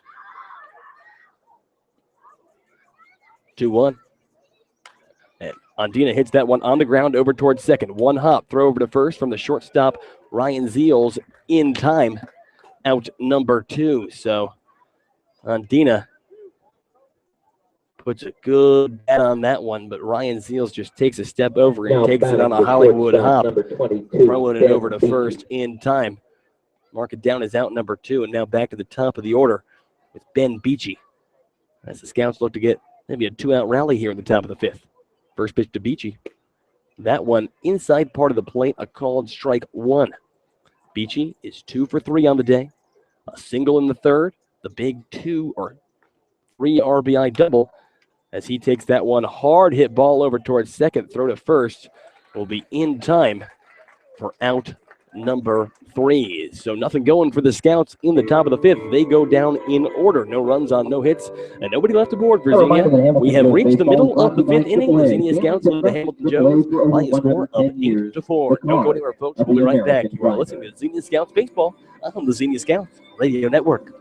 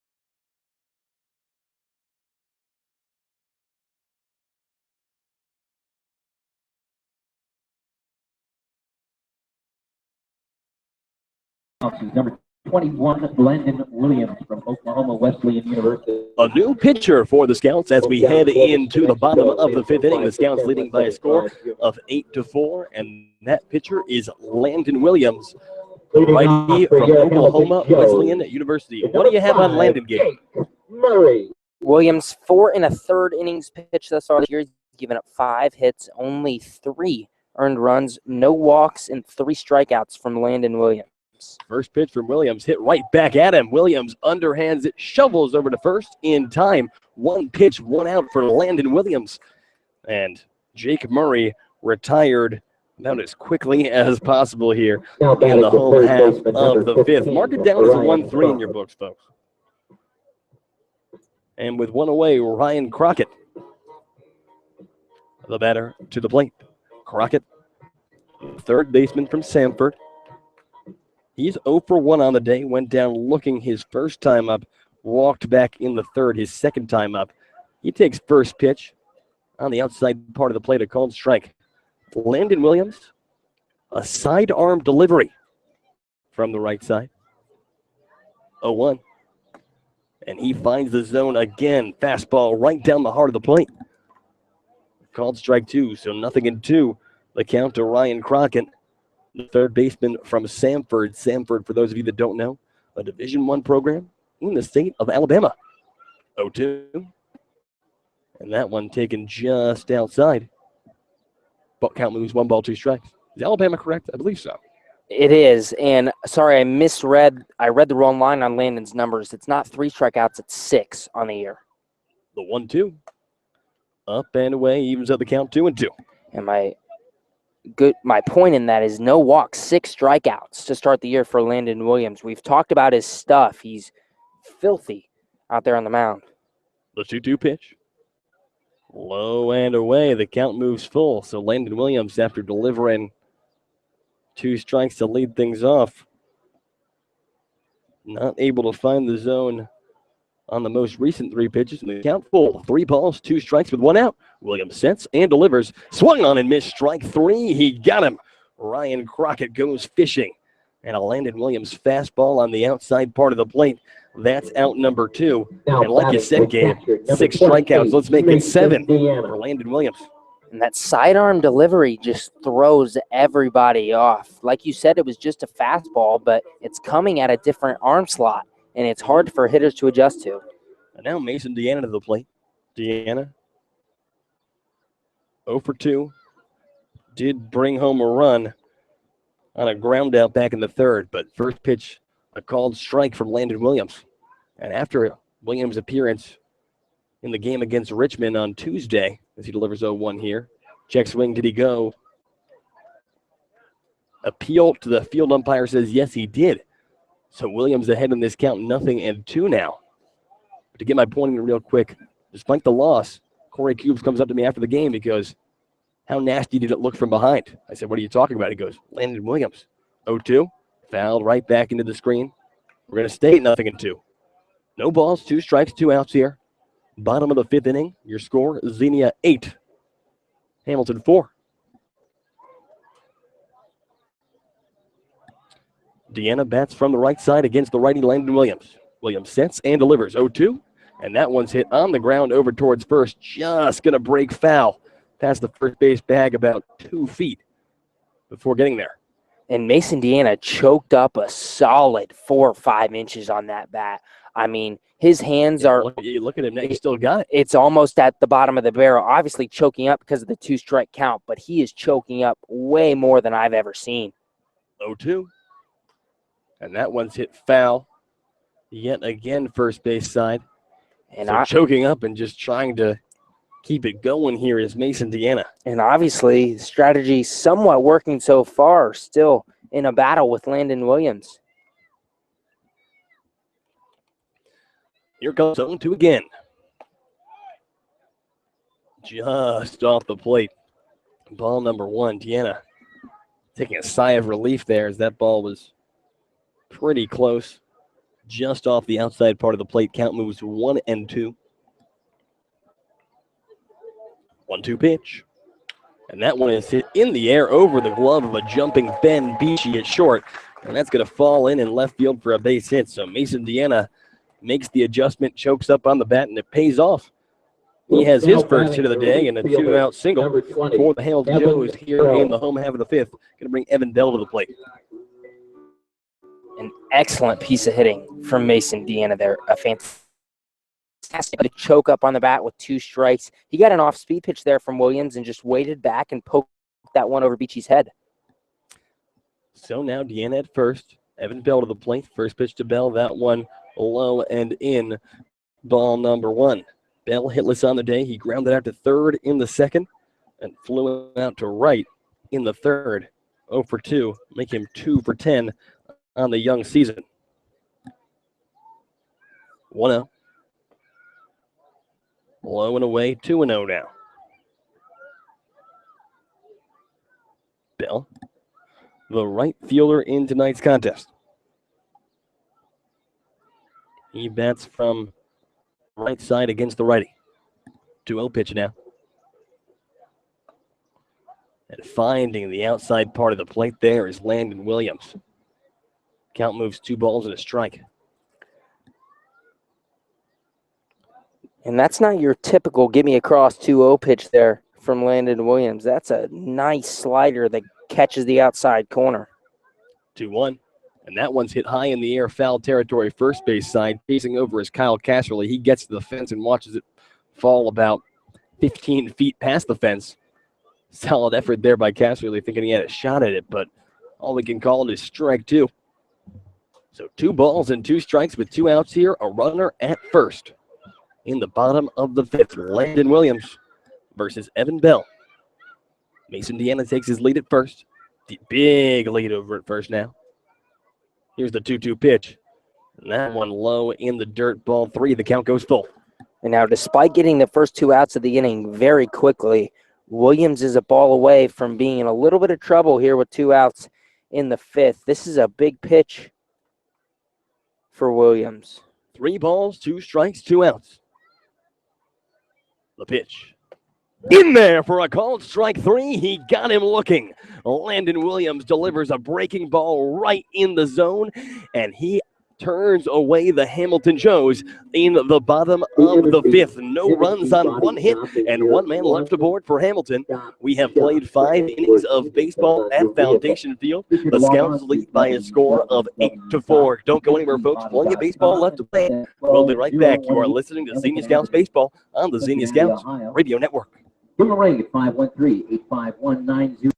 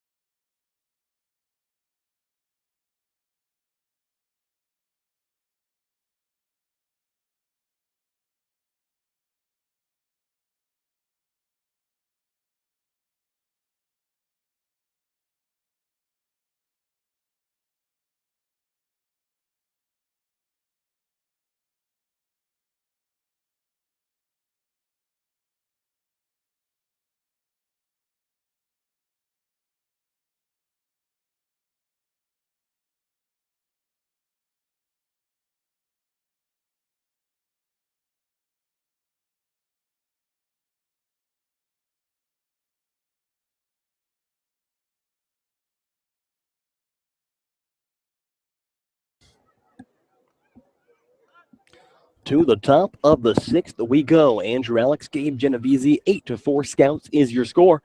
And Ryan Park in to lead things off. First pitch to Ryan Park, fastball outside part of the plate, a called strike 1. Park, he's 0 for 2 on the day, did reach on a walk in the 2nd, came around to score. Other than that, a fly out to center and grounded into a double play back in the 3rd. Park takes on the outside, evens up the count, a ball and a strike. The pitch. Outside again, moves the count 2-1. Ryan came into this game batting .500. It's going to be a little bit less than that now, 5 for 12 on the year. The catcher from the San Diego, California area hits a hard ground ball over towards second. Jake Murray fields it on a hop, throws over to first in time. Out number 1, Ryan Park is retired. And with 1 away for the Scouts here in the top of the 6th, it's going to bring Kaden Owens to the plate. Now batting the right. And fortunately, that's just been Ryan's Park night tonight. He's hit 3 balls hard, 1 right to the center fielder, 2 right to the second baseman, Murray. So Kaden Owens to the plate. Owens, 1 for 2. He singled in the 4th. Walked his first time up, has scored 2 runs. Make him 1 for 2 on the day with a couple of runs scored. First pitch to Owens in there for a called strike. 0-1 now. That one low and in. Kaden Owens, a funny story he told me today. He's had elbow surgery so many times. One time he just hung around the house and played Mario Kart all day. Actually ended up setting the course record on a time trial on one of the Mario Kart courses, like the world record in the online for the time trials, which is just frankly unbelievable. That I'm actually so much more impressed with him as a person than I ever could have the opportunity to meet one of the one-time record holders in Mario Kart. He fouls that one up. Ooh, we might have a shot at this game, and that's going to go right. Ooh, if we had like a fishing net or something, we could have hung that back. Foul ball right over the press box or directly behind home plate, evens to the count 2-2. That's fantastic, though. I know. Isn't that like the best tidbit you've ever heard? That's great. Not only a fantastic baseball player, but a world record once holder. Yeah, I'm 1-2 today against Corey Coobs in Mario Kart. 2-2 pitch, fouled out of play, first base side. Will it hit a car? One bounce, two bounce. Ooh, the cars are safe. The cars are safe. We're going to stay at 2-2. That's a nice little game here at Foundation Field. Will the foul ball hit a car? The 2-2 pitch now. And Owens hits that one high in the air. Left center field, the left fielder chasing over Trey Turner. He makes the grab. Out number 2, mark it down as an F7. And 2 up, 2 down for the Scouts in the top of the 6th inning. It's going to bring the red-hot Kyle Casserly to the plate. Casserly, he came into this game batting 111. But Kyle has taken this evening as an opportunity to fatten the old batting average. He is 3 for 3 and a couple of RBIs to show for it. First pitch to Cass. He takes off the plate, fastball, ball 1. Casserly, the first baseman from Wright State University, by way of the University of West Virginia. Awaits the 1-0, and that one low and in, ball 2. Casserly seeing the ball very well tonight. Picking his pitches. It's not like he's swung at anything out of the zone or even a first pitch. He's watched a couple and laced singles every time. Cass hits the towering fly ball into center. Chasing in is the center fielder, Riley Dent. He hesitates, but makes the grab for out number 3. So the Scouts go down in order. Now 6 in a row, or actually 8 in a row retired for the Xenia lineup. And we have reached the middle of the 6th inning. The Scouts still leading this one by a score of 8-4. We'll be back with you with the bottom of the 6th in just a second. Don't go anywhere, folks. We'll be right back. You are listening to Xenia Scouts Baseball on the Xenia Scouts Radio Network.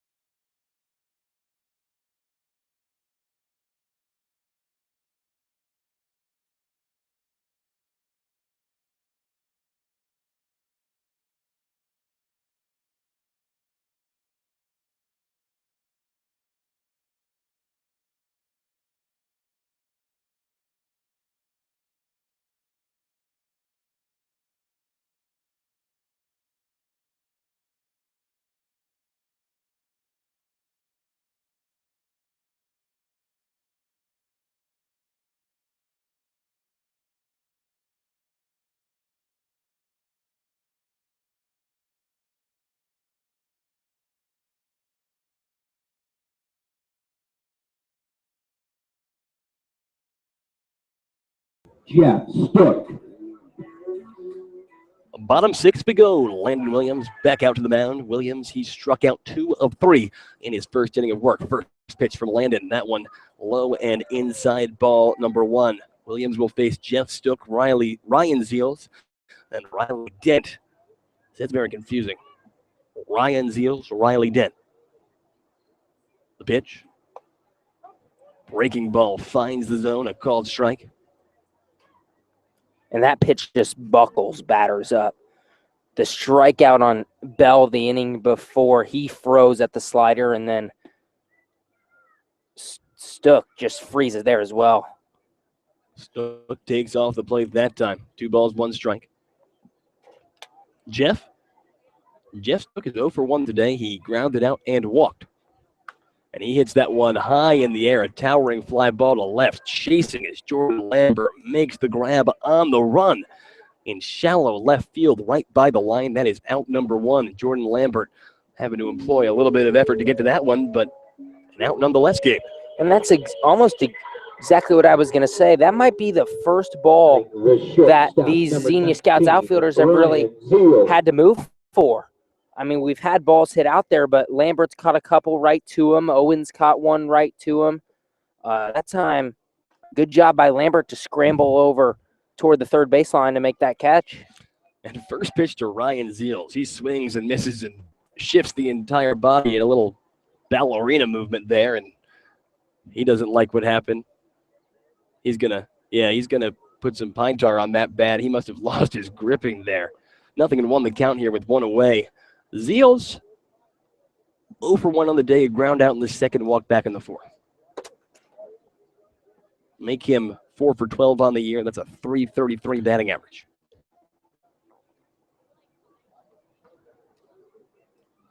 Righty-righty matchup here. 0-1 pitch. And that one's grounded off the glove of Williams over to second. Ange Bourgeois picks it up. Throws over to first in time. Out number 2. 2 up, 2 down for the Hamilton Joes in the bottom of the 6th. And it'll be up to the leadoff man in this Hamilton order, Riley Dent, to keep this game rolling. Dent, probably the most successful hitter against John Kapicki today. He singled to lead off the game. Ended up scoring the first run of this game. Ended up getting a single in the 3rd as well. Stole a base and came around to score. So a single, or a couple of singles, stolen bases, and 2 runs scored. Not a bad day. Make it 2 for 3 on the day for him. He takes out on the outside 1-0 with 2 outs here. Landon delivers 1-0. That one, that Nintendo slider, it looks like he has a remote control that just lets it break. Finds the zone, evens up the count 1-1. And that's probably, other than maybe the Kaden Owens curveball, the nastiest money pitch that any player has on this team. And that pitch lined in the air over the glove of Ben Beachy. Going to roll into center. So another 2-out single for the Hamilton Joes. And now it's going to be the number 2 hitter, Trey Turner, to the plate with 1 on and 2 outs. And that ball went just past the glove of Beachy. He might have missed it by a few inches. I couldn't tell if he timed his jump well and it just got past him, or if he maybe jumped a little early and he was starting to come back down as that ball went just above his glove. First pitch to Trey Turner. That one finds the zone, a called strike 1. That slider starts right at these righties and just swoops right over in the middle of the plate. And it's already, by the time it swoops, it's already 3/4 of the way there. Good luck. Nothing in 1 the count. Dent, the runner goes, and that one's hit in the air, and that's going to be caught by Ben Beachy in very, very shallow left field for out number 3. So almost sounded like maybe a broken bat there. I think it was. But just a little bloop, and Ben Beachy making the appropriate move, getting in the air and making the grab. Another scoreless frame for the Xenia Scouts. No runs on 1 hit, and 1 man left aboard for Hamilton in the bottom of the 6th. It's going to be the man, the myth, Gabe Genovesi. Going to take you all the way home tonight. The 7th, 8th, and 9th from Gabe. Don't go anywhere, folks. We'll be right back. You're listening to the Xenia Scouts Radio Network.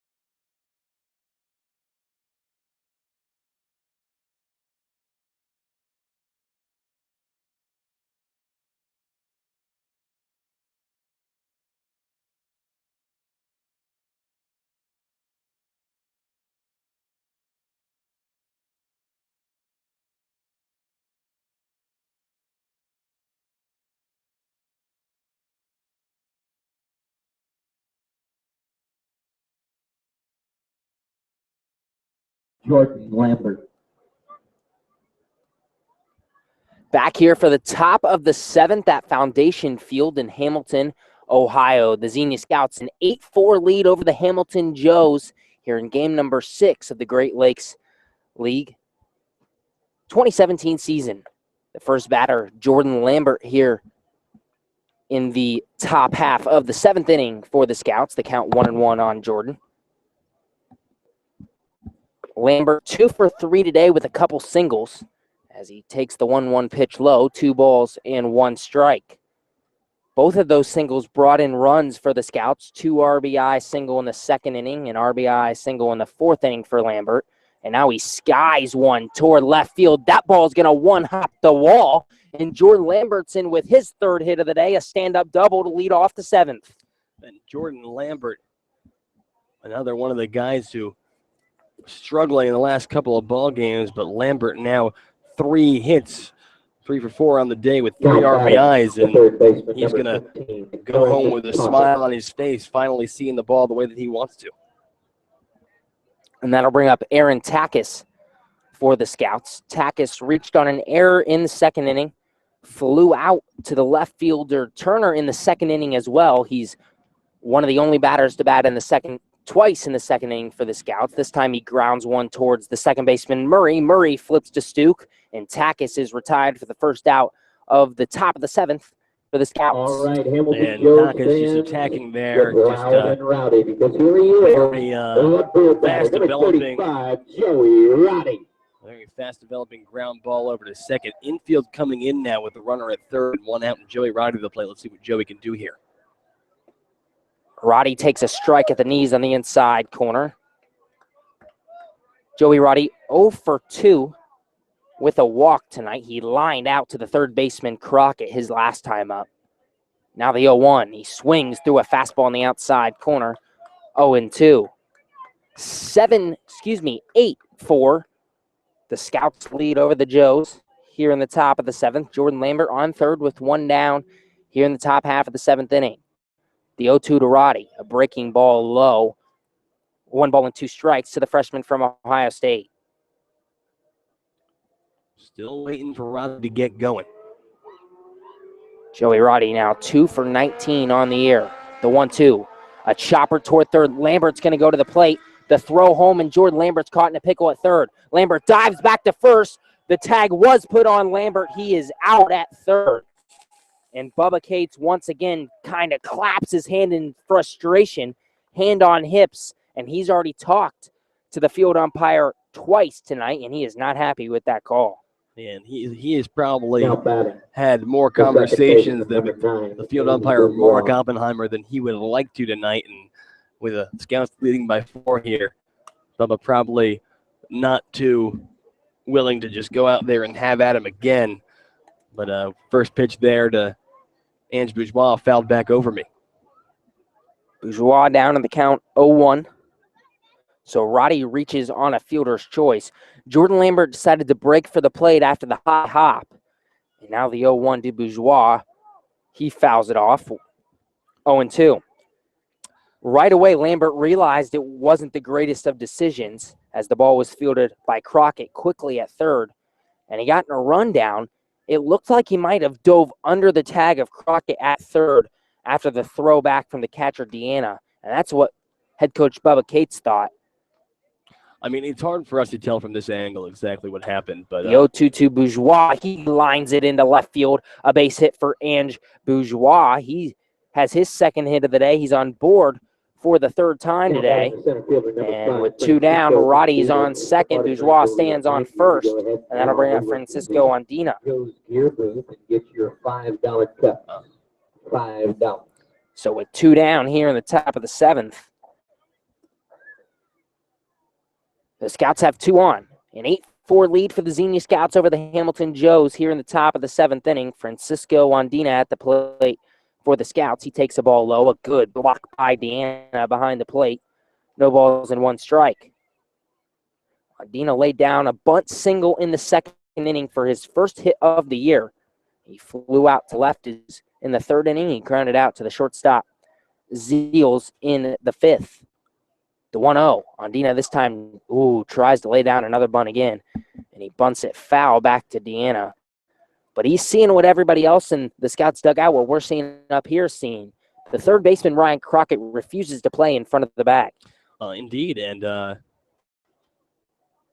Scouts have done so twice already. Looks like the umpire, Mark Oppenheimer, grabs the ball, looks at it, gives it to the pitcher. Kind of a weird situation there, but a ball and a strike to count, and it'll be interesting to see if Hamilton will make a defensive adjustment after seeing that Deana is looking to recreate the magic with the drag bunt back in the second.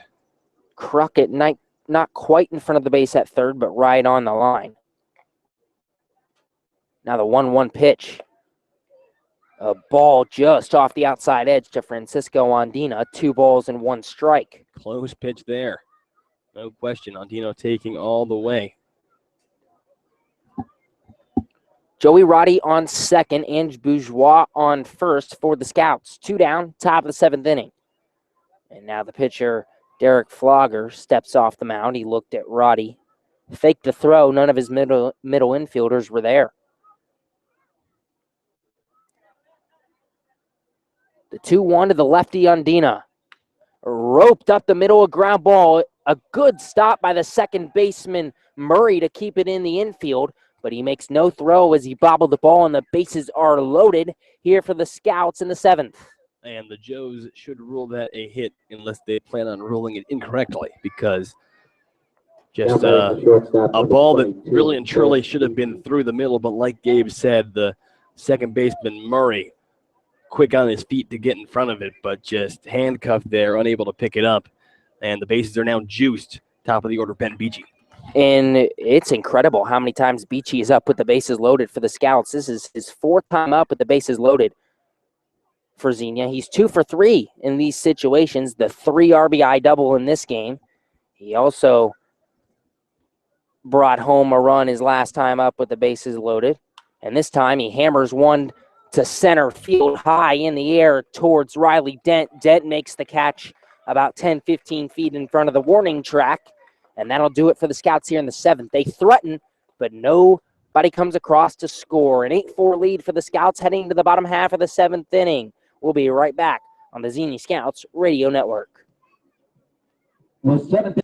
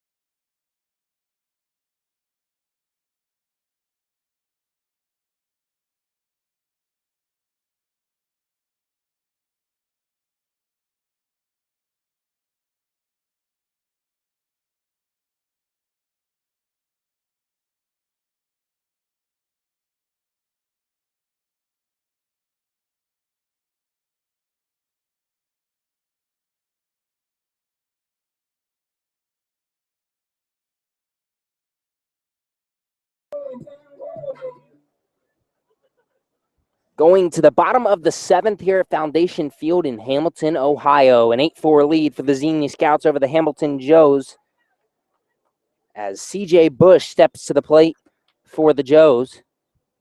C.J. Busch walk-up music is Country Grammar by Nelly. That's a good one.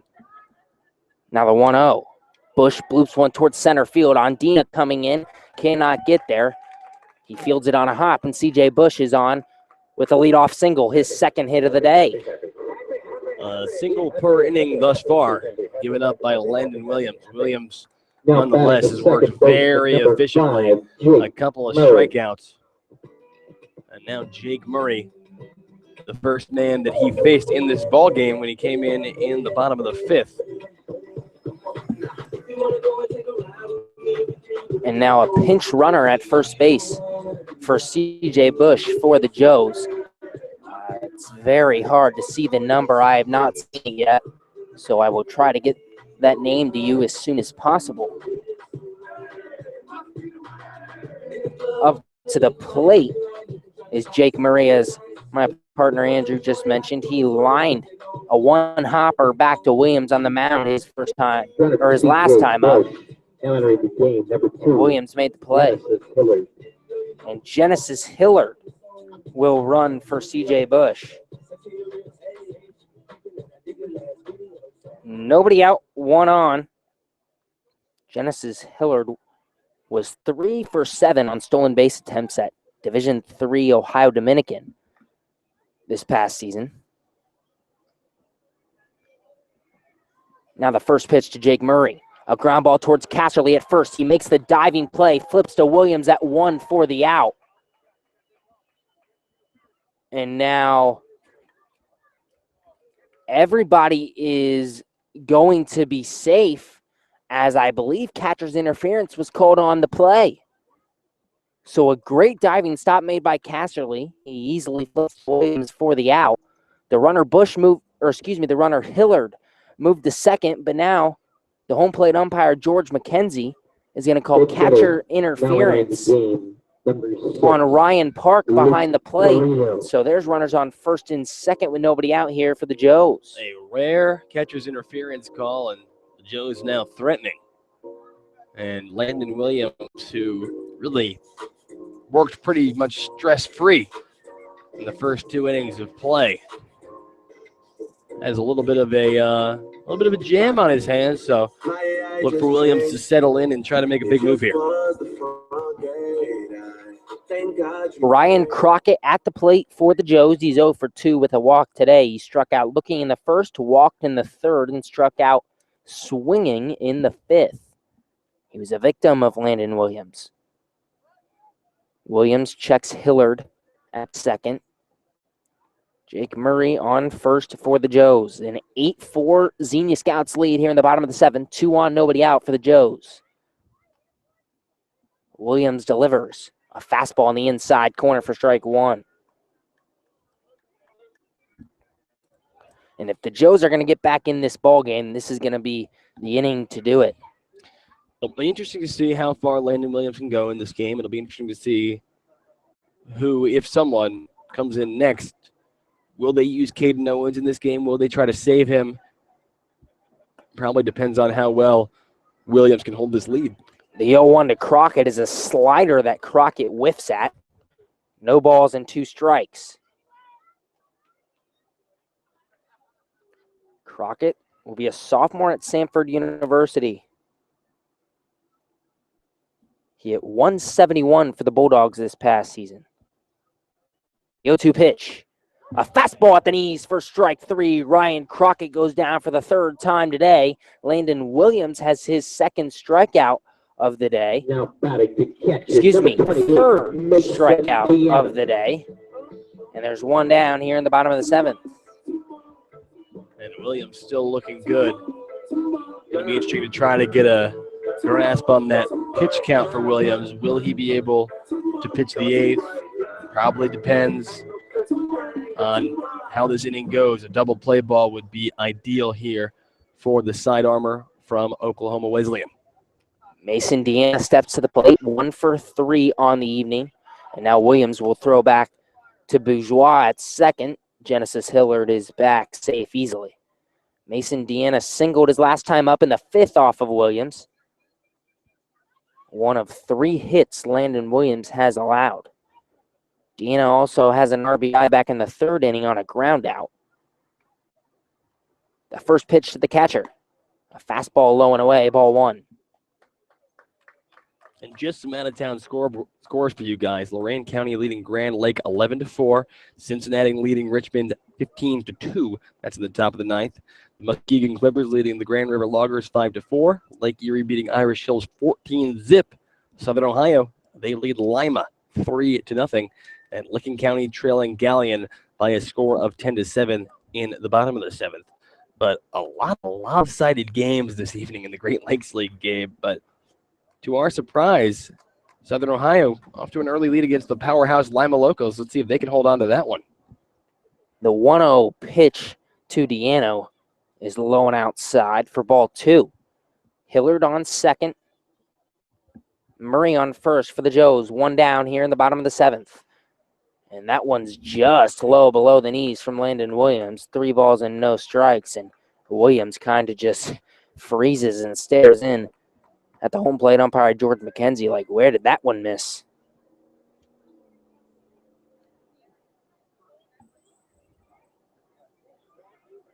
Williams sets the 3-0 delivery. That time it misses just low once again, and now Williams looks towards the bench. Like, where was that missing at? He asks his catcher, Ryan Park, and Park says, I have no idea. And probably just a little bit of communication there. Shooting a look over to Corey Coobs. Those two have such a close relationship, and looks like another substitution going to be made here for the Hamilton Joes. Let's see how they do it. Bases loaded, 1 out here for the Joes in the bottom of the 7th inning. An 8-4 Xenia Scouts lead. The tying run comes to the plate for the Joes. And you are correct. It looks like it will not be Evan Bell coming to the plate. Pinch hitter for the Joes now entering number 14. The pinch hitter for Ryan McClellan. the Hamilton Joes will be Ryan McClellan. He was in the lineup last night for Xenia, for Hamilton. McClellan will be a sophomore with the Miami Redhawks next season.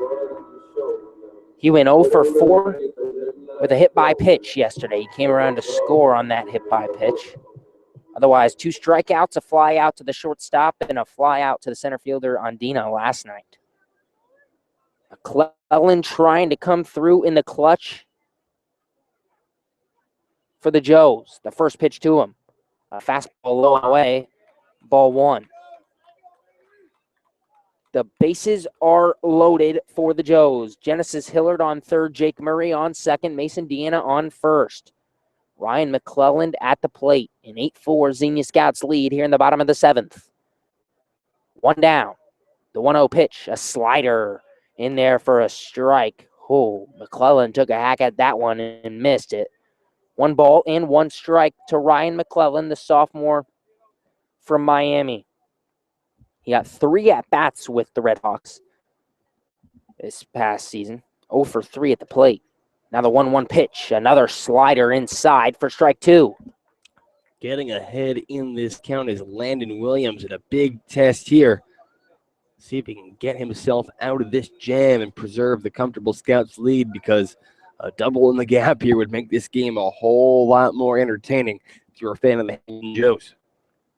The 1-2 pitch, a fastball on the outside corner for strike 3. Landon Williams strikes out his 4th of the game. McClellan goes down looking, and there's 2 down here in the 7th. And Landon Williams, super clutch there. That money pitch gets him looking like Gabe just said, strikeout number 4. And Williams, we'll see if this man really has ice in his veins here as he faces off against Jeff Stuck. The base is still loaded for Hamilton. 2 down in the bottom of the 7th. Stuck watches an off-speed pitch outside for ball 1. Genesis Hillard on first. Jake Murray on second. Mason Deana on first for the Joes. An 8-4 Xenia lead. Stuck at the plate tonight. 0 for 2 with a walk. The 1-0 pitch. A fastball just below the knees. 2 balls and no strikes to Jeff Stuck. And if you're Jeff Stuck here on 2-0, you are looking for something. You know that Landon Williams has nowhere to put you here. Williams taking his time on the mound. The 2-0 delivery. A slider in there for strike 1. That seems to be Landon Williams' go-to pitch tonight. And that is the exactly, that is the money pitch. Williams trying to work out of a bases-loaded jam and protect the Scouts' 4-run lead. The 2-1 pitch. A fastball just misses outside. 3 balls and a strike, and Landon Williams is very frustrated. I don't know if I like that call. Corey Coobs, the pitching coach in the dugout, doesn't like it either. He's just an emotional guy. He'll let his opinion be known. Hillard on third, Murray on second, Deana on first. The 3-1 pitch, a slider fouled back behind the plate by Stuke. 3 balls and 2 strikes. So Williams, 1 pitch away from finishing off Jeff Stuke here, but you put it in the wrong place and let Stuke get a hold of it, and it's a whole new ball game. Big moment here for Landon Williams. Big moment here for the Xenia Scouts. The bases loaded for the Joes. And now Stuke steps out of the box, calls time. The bases loaded for the Hamilton Joes. Hillard on third, Jake Murray on second, Mason Deana on first.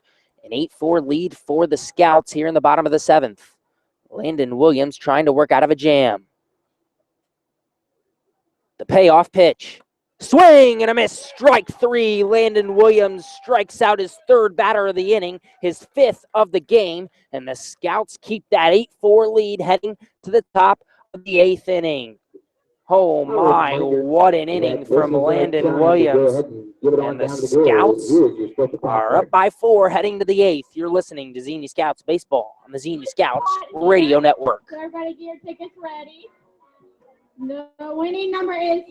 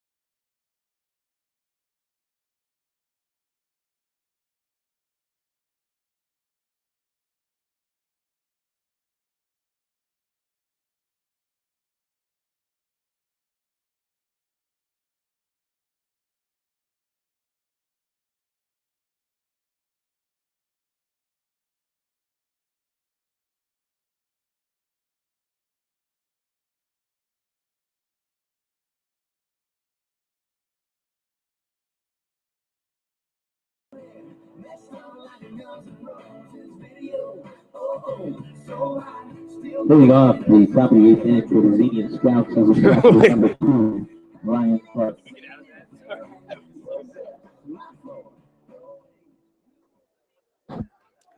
Back here for the top of the 8th at Foundation Field in Hamilton, Ohio. An 8-4 lead for the Xenia Scouts over the Hamilton Joes as we head to the top half of the 8th inning.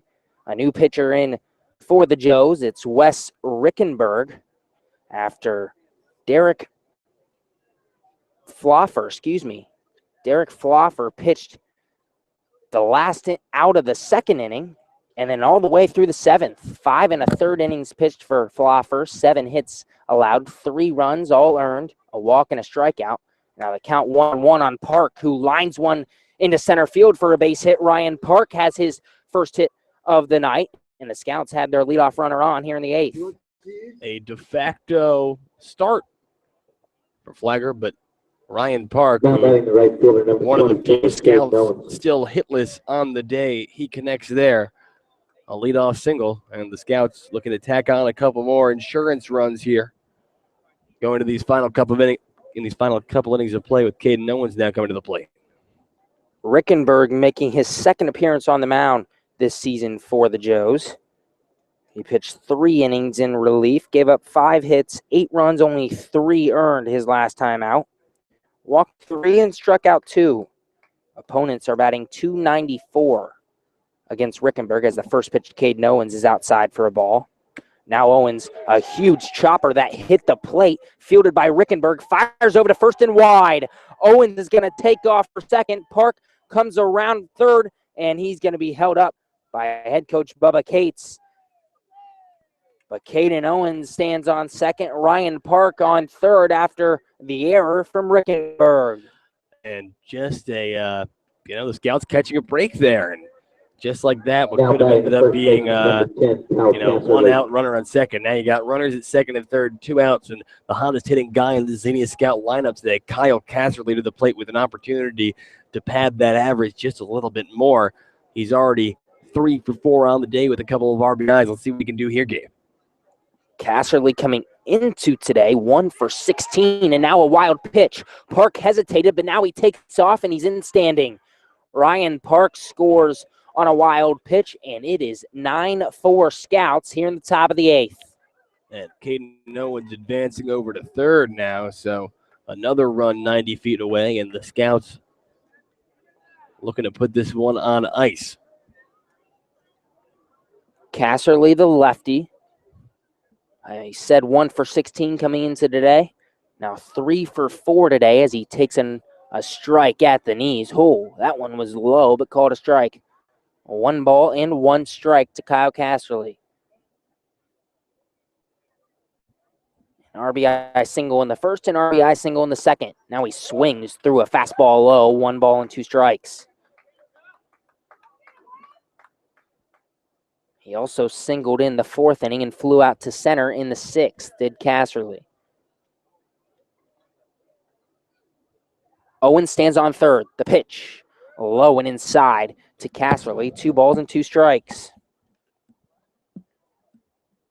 Cass has hit balls hard all year, just right at the outfielders thus far this season. And now he strikes out looking on a fastball on the inside corner.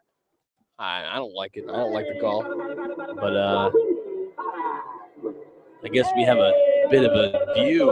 I mean, I don't know. I could be wrong, but I thought that might have been just off the plate inside. A close call nonetheless, but maybe a neighborhood call there just in the area. And Casserly sits down now. Jordan Lambert at the plate. Lambert comes up tonight. 3 for 4 on the day as well.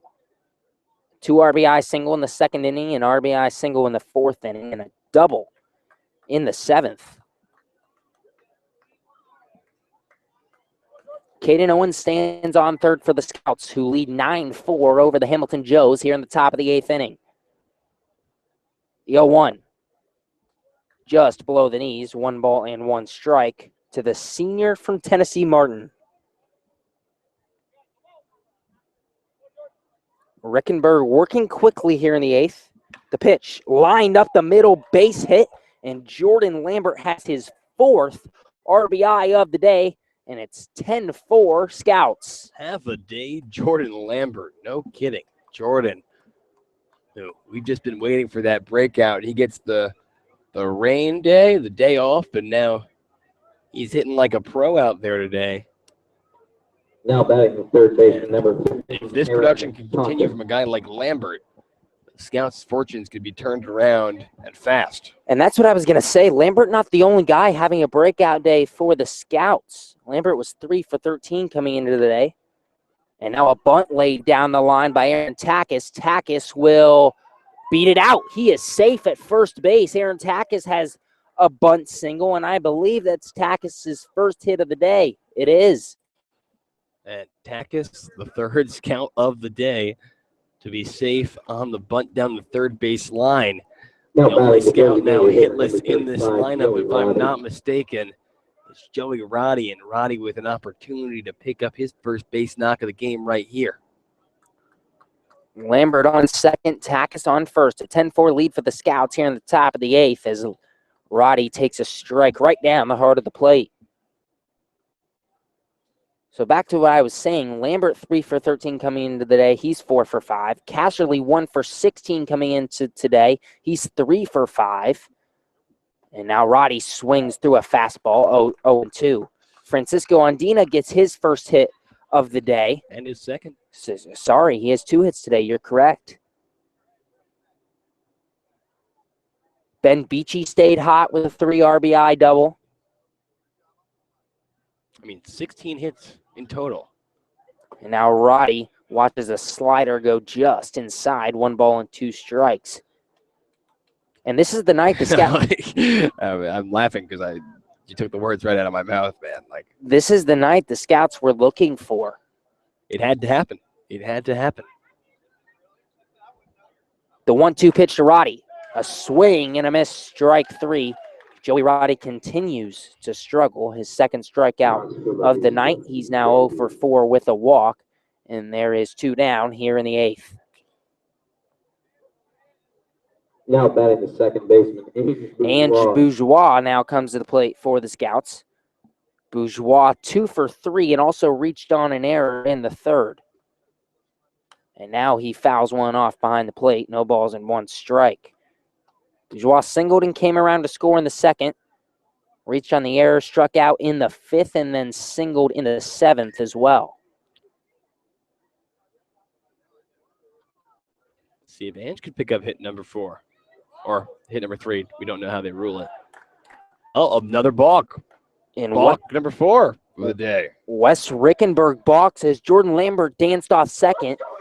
And Rickenberg saw him, and he wanted to throw back to second, but balked on his way to doing it. Lambert moves up to third. Takis moves up to second. And Ange Bourgeois has a couple ducks on the pond. A pitch high and outside now, 1-1 to Ange Bourgeois. Bourgeois was 4 for 16 coming into the day.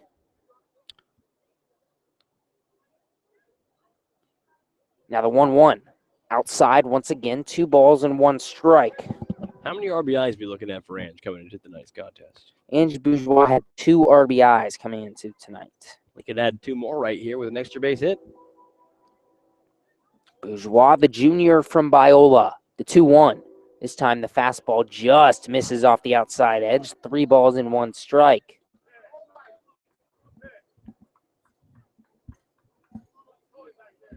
And the Hamilton Joe's crowd showing frustration once again at the home plate umpire, George McKenzie. Bourgeois flares one in to shallow left field, very shallow, like a step into the grass. The third baseman makes the grab, and the Scouts are retired here in the 8th, but not before they get 2 runs. It's 10-4 Xenia over the Hamilton Joes. We'll head to the bottom of the 8th. Don't go away. You're listening to Xenia Scouts Baseball on the Xenia Scouts Radio Network.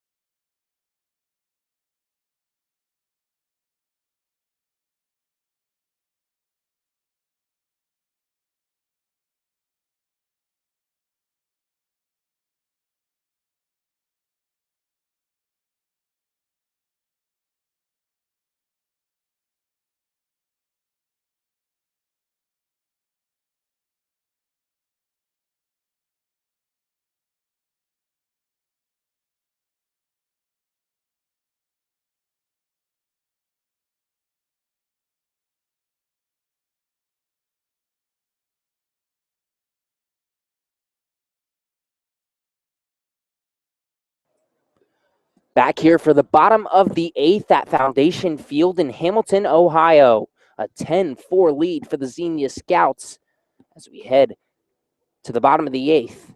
And the Hamilton Joes up to the plate. For the Joes, Ryan Zeals will lead off the 8th inning.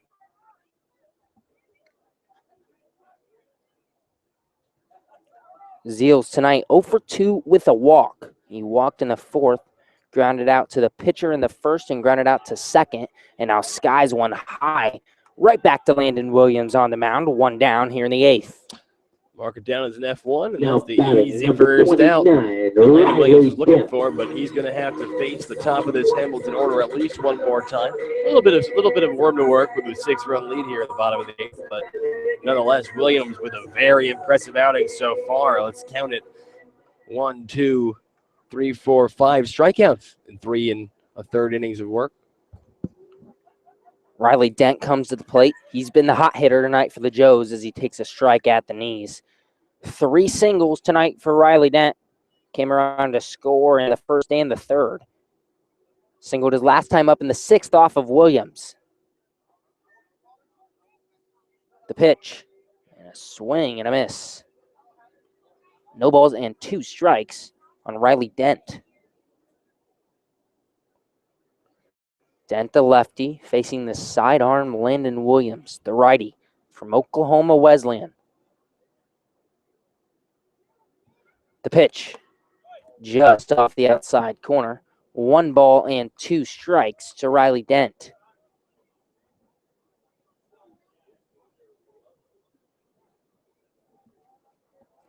Williams taking his time on the mound. The pitch. Another one misses off the outside part of the plate. 3 balls and 1 strike to Riley Dent. Tack is still at 3rd for the Scouts. Bourgeois at 2nd. Beachy at short in the middle infield. Kyle Casserly at 1st. Jordan Lambert over in left field. Francisco Deana in center, and Kaden Owens in right. The pitch, a slider that Dent swings through. Landon Williams has his 6th strikeout of the day. There's 2 down here in the 8th. Landon Williams continues to impress. And 1 out away here in Trey Turner, who is 1 for 4 on the day. Trying to get something going for the Hamilton Joes, who have had some trouble here against the side-arming righty from Oklahoma Wesleyan. The slider in there for strike 1 to Trey Turner. Turner, an RBI single in the 1st inning. Ever since, nothing doing. Struck out in the 3rd, flew out to right in the 4th, and flew out to the shortstop Beachy in the 6th. The 0-1 pitch. A fastball misses off the inside edge. 1-1.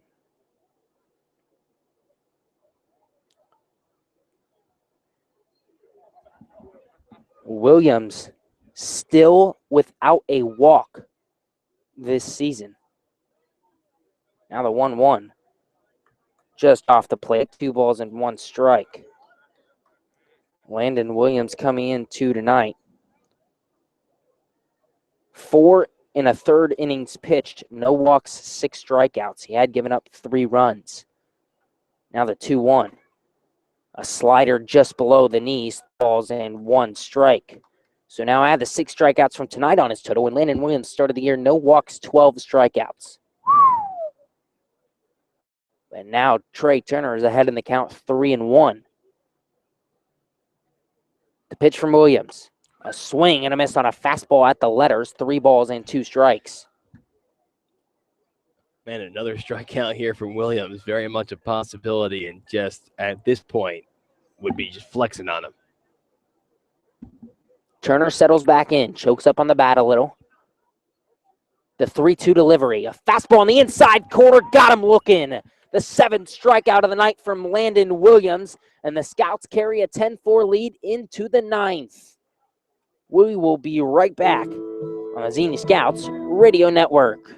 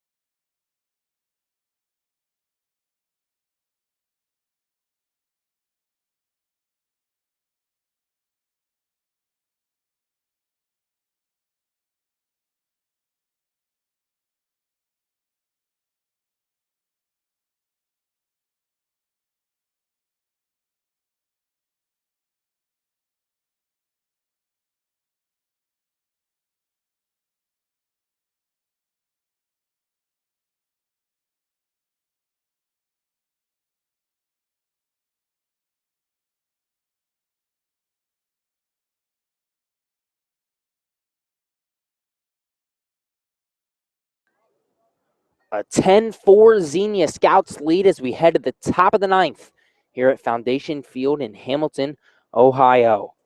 Francisco Andino will step up to the plate to lead off the ninth inning for the Scouts. Andina 2 for 4 tonight, a single in the second inning, fly out to left in the third, a ground out to short in the fifth, a single in the seventh. The 1-0 pitch is just outside. 2 balls and no strikes to Francisco Andina. Just a recap of how we got here. 1 run in the first inning for the Scouts. The Joes answered back with 2 in the bottom half of the inning as Andina takes the ball outside. A 6-run second inning for the Xenia Scouts. The big hit's a bases clearing double by Ben Beachy, and then a 2 RBI single by Jordan Lambert. As Andina takes a strike right down the heart of the plate, 3 balls and 1 strike to the 9-hole hitter. The Joes answered with 2 in the bottom of the third, and that did it for their runs tonight as Andina takes a strike at the knees for strike 2, and that's second time that's happened. That's right? the second time tonight Andina has watched the ball go low, or he thought it was low, and he started to jog to first. Here's some optics for you, for those of you that are watching the camera. The grill now like releasing smoke that is making like a misty fog over the field of play. And I'm just wondering, how smart is that? Like, we are still playing a baseball game, top of the ninth, as Andina walks. He did get his walk. He takes ball 4. And whoever decided to open up that grill and start cooking on it. Yeah. Well, Gabe, all I have to say, man, is that we are not the same kind of economic geniuses as the people that run snack stand here at Foundation Field in beautiful Hamilton, Ohio.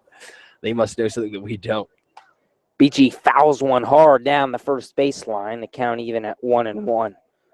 Andina on first, a 10-4 lead for the Scouts here in the top of the ninth.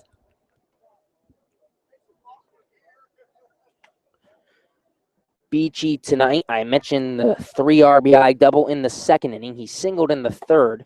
He's 2 for 5 tonight. He takes the ball just low, 2 balls and 1 strike. BG came into today with the most hits on this Xenia Scouts team in 7. Now the 2-1. BG skies one foul down the first baseline. The count even at 2 balls and 2 strikes.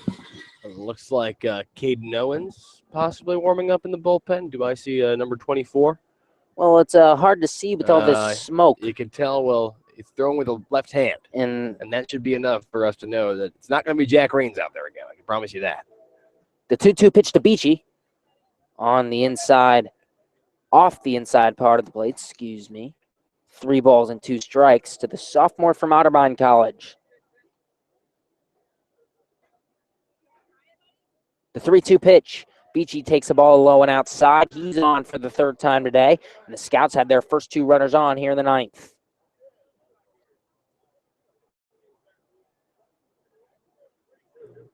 And now. No, it's definitely a walk. The scoreboard says 3-2. I thought it was definitely a walk.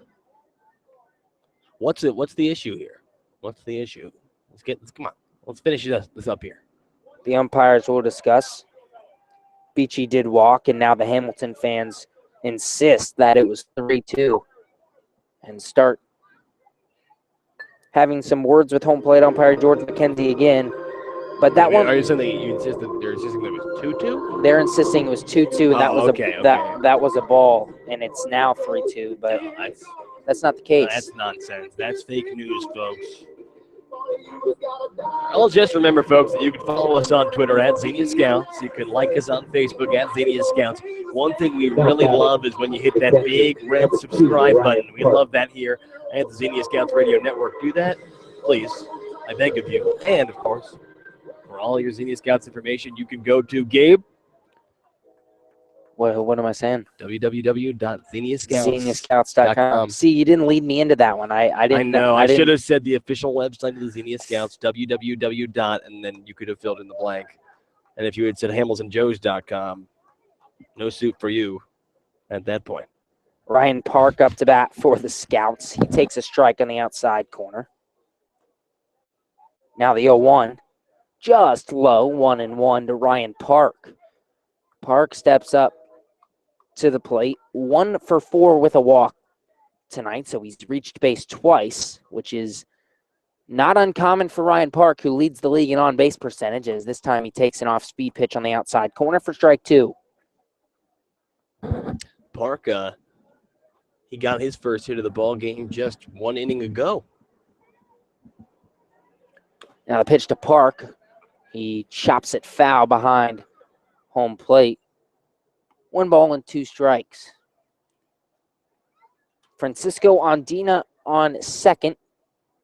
Ben Beachy on first. Both of those guys on base for their 3rd time today. Wes Rickenberg still on the mound for the Joes. The pitch. Park, a blooper into center field. That ball's going to land. Deana coming around from third. Here's the throw. The throw cut off by the pitcher Rickenberg. Deana scores standing up. And we have ourselves an 11-4 ball game. And Ryan Park just connecting there.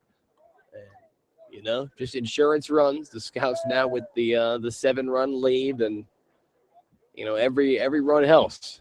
Obviously, especially when you're a team that was in a little bit of maybe not a slump, but a execution slump, we'll say. We'll say that this team was struggling to execute, leaving a lot of runners on base. So, it has been fireworks from the Xenia Scouts lineup today, and hopefully a sign of things to come. Kaden Owens now. Kaden Owens now lines one up the middle. It does get through. It trickles through into center field.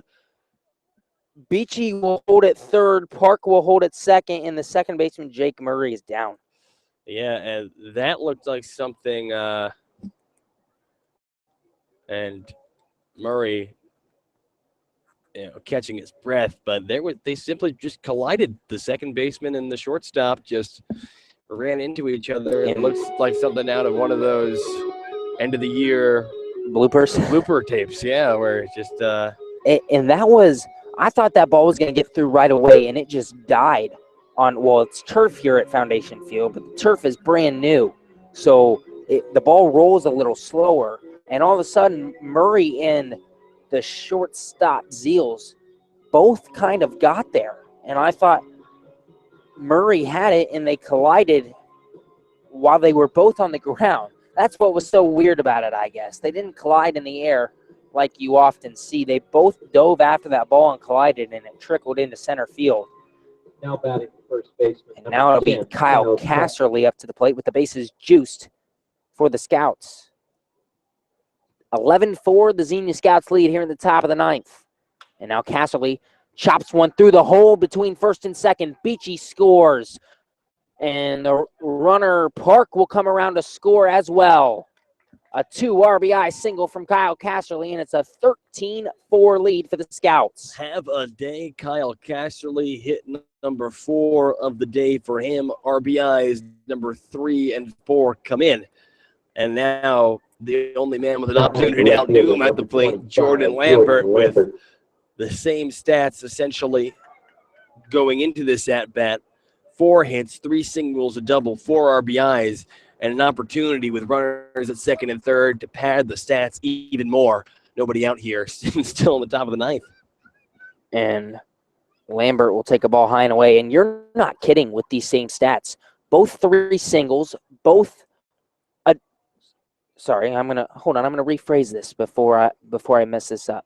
Both 4 hits, both 4 RBIs on the day, and the only difference, Casserly has 4 singles, Lambert 3 singles and a double.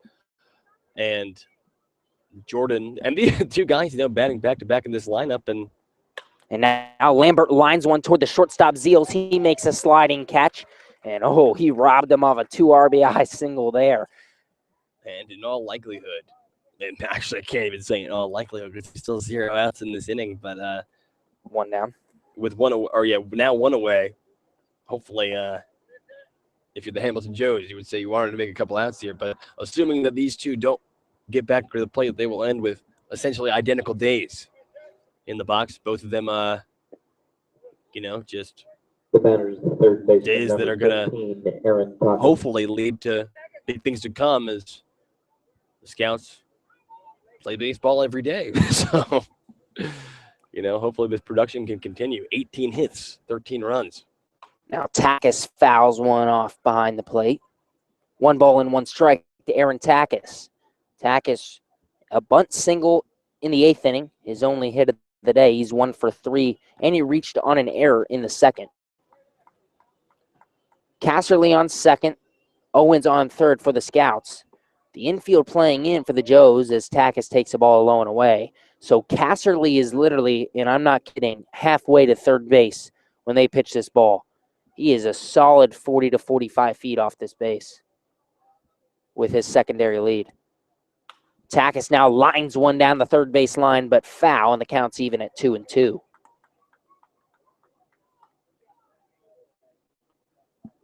The Scouts have added 3 insurance runs here in the top of the 9th and lead 13-4 over the Hamilton Joes here with 1 down in the 9th. The 2-2 pitch to Takis. Low and inside for ball 3. A good block by the catcher, Mason Deana, to keep it in front of him.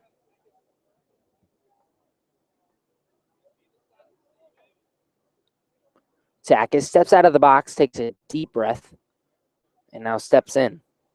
The bat rests on his back shoulder. The 3-2. Low, and it kicked away from Deana. Owens will not test it, and the bases are loaded once again for the Scouts. Now batting, the designated hitter, number 35, Joey Roddy.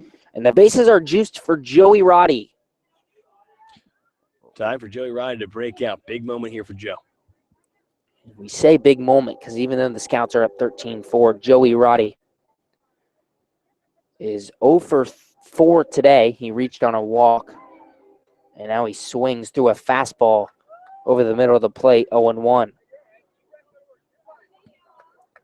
Roddy is now 2 for 21 on the year. The young redshirt freshman from Ohio State. We all know he can hit, just in a little bit of a slump right now. The 0-1, an off-speed pitch low and outside, 1-1.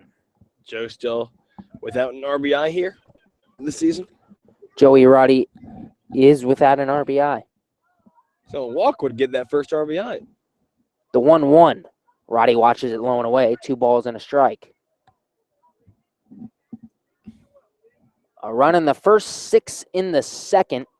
A run in the 4th, 2 runs in the 7th, and 3 runs here in 2 runs in the 8th, and 3 here in the 9th have built this 13-4 lead for the Scouts as Roddy takes a ball way outside, 3-1. Roddy settles in. The pitch from Rickenberg. A fastball low, and there's the RBI you were talking about. Joey Roddy gets his first RBI of the year with a bases-loaded walk, and it's 14-4 Scouts. And if you're a Hamilton Joes fan, this game has gotten ugly real fast. If you're the Xenia Scouts, keep going. Let's try to build some momentum. And, hand to the team that knocked you out of the playoffs last year. So, Ange Bourgeois already with a few hits on the day. Bases loaded. Maybe try to get some RBIs here if you're Ange. Bourgeois steps up. 2 for 4, and he reached on an error in the 3rd. So he's been on base 3 times today. Kyle Casserly at 3rd base. Takis on 2nd, and now Bourgeois grounds one toward the shortstop Zeals. He flips to 2nd, now to 1, and Bourgeois is out at 1st base. The double play turn by the Joes, but more damage done by the Scouts here in the top of the 9th inning. A 14-4 lead as we head to the bottom half of the 9th. You're listening to Xenia Scouts Baseball on the Xenia Scouts Radio Network.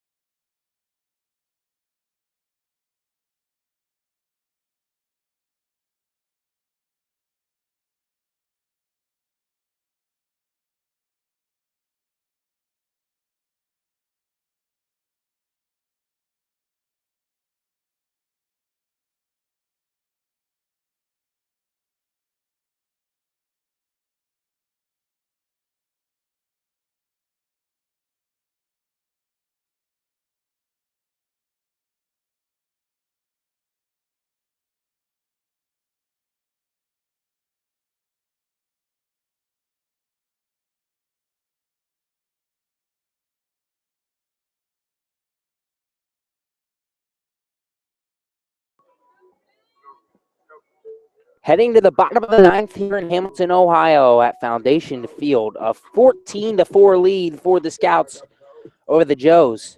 And the Scouts are 3 outs away from their second victory of the year. Titus Collins into pitch for the Scouts. Genesis Hillard pinch hitting for CJ Busch.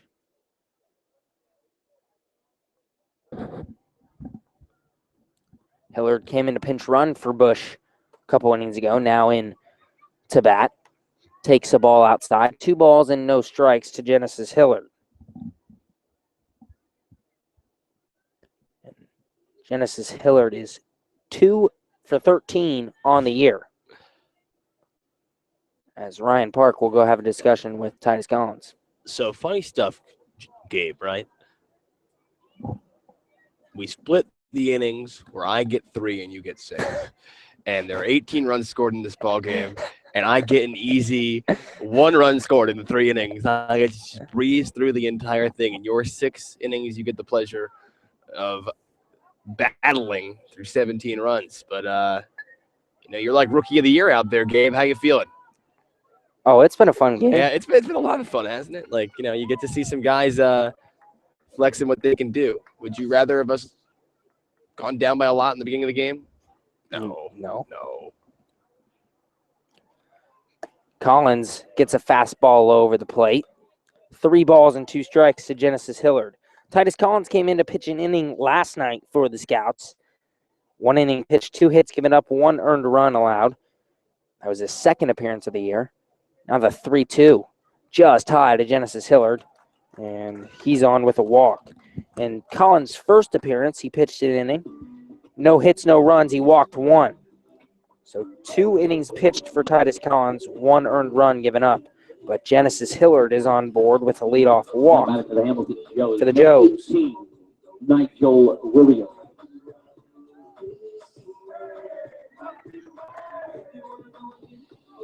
And I believe if the Scouts can hold on here, John Kopicki will have the win for the Scouts. Indeed, he did leave with the lead, right? They were winning 8-4, would he? 8-4 when Kopicki left the game after 4. Tacked on 6 more since then. And talk about Landon Williams today, man. Landon Williams. Such an impressive outing. And now Titus Collins hits Jake Murray, and the first 2 are on here for the Joes in the 9th. Now batting for the Hamilton Joes, number 6, Luke Torino. Now Luke Torino will step to the plate in replace of Ryan Crockett for the Joes. Torino was in the lineup last night. Luke Torino in last night's game, the win for the Hamilton Joes. Went 1 for 3, and he reached on a walk and hit by pitch as well. So he's on base 3 times. Now he sends a chopper toward Casserly at first. Cass looks at second, but decides just to step on the bag at first base. And there's 1 down here in the 9th. Now batting for your Hamilton Joes, the catcher, number 28, Mason Deana. That'll bring up Mason Deana for the Joes. 1 out here in the top of the 9th. A 14-4 lead for the Xenia Scouts. As Deana steps to the plate. Mason Deana 1 for 3 with a walk today.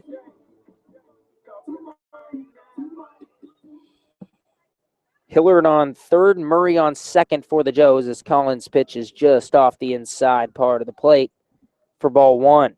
And just some updates on the out-of-town scores. Cincinnati, final score 15-2. They pick up the win against Richmond. Lima still trailing at the hands of Southern Ohio. That's a 6-1 game in the bottom of the 5th. Lorain County beats Grand Lake, obviously 14-4 here. But unfortunately for the Scouts, can't pick up a game on Southern Ohio if they beat Lima in the out-of-conference or in the intra-division matchup there. Now the 2-0 is hammered way deep but foul down the third baseline by Deana. 2 balls and 1 strike. The Richmond Jazz did lose tonight, though, right? That's big. I mean, it's going to things are going to start, assuming, that we can pull this win out here, 14-4 with 1 out in the bottom of the 9th. we will end up tying up Hamilton. So we'll both be 2-3 on the year, and see if I can get the official numbers so I don't make any mistakes. Titus Collins misses just outside to Deana. 3 balls and 1 strike. 14-4, the Scouts lead here in the bottom of the 9th. 1 down here in the bottom half of the 9th inning. Genesis Hillard stands on third. Jake Murray on second for the Joes. The 3-1 pitch to Deana is roped into left field. Lambert comes up, and it went right through his legs. 2 runs will score for the Joes. And now heading to third will be Deana, and he is safe. He slid around the tag of Takis. Mason Deana claps his hands a few times.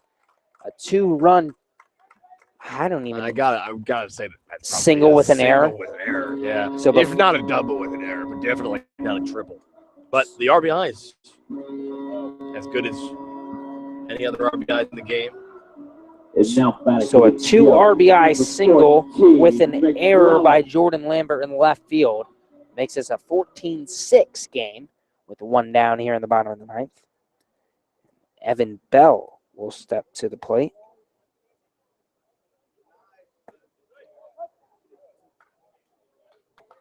And I apologize. We have a pinch hitter in the game. Yeah, I was going to say.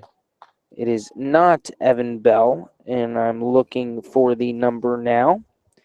It is Ryan McClellan, who batted last inning. I'm just being dumb. It's okay. It's been a long one. What time is it? We're 3 hours into this one. A little over 3 hours and 5 minutes. Titus Collins is ahead 0-2. And now the pitch is grounded toward Beachy at shortstop. He fields it on the run, throws over to Casserly.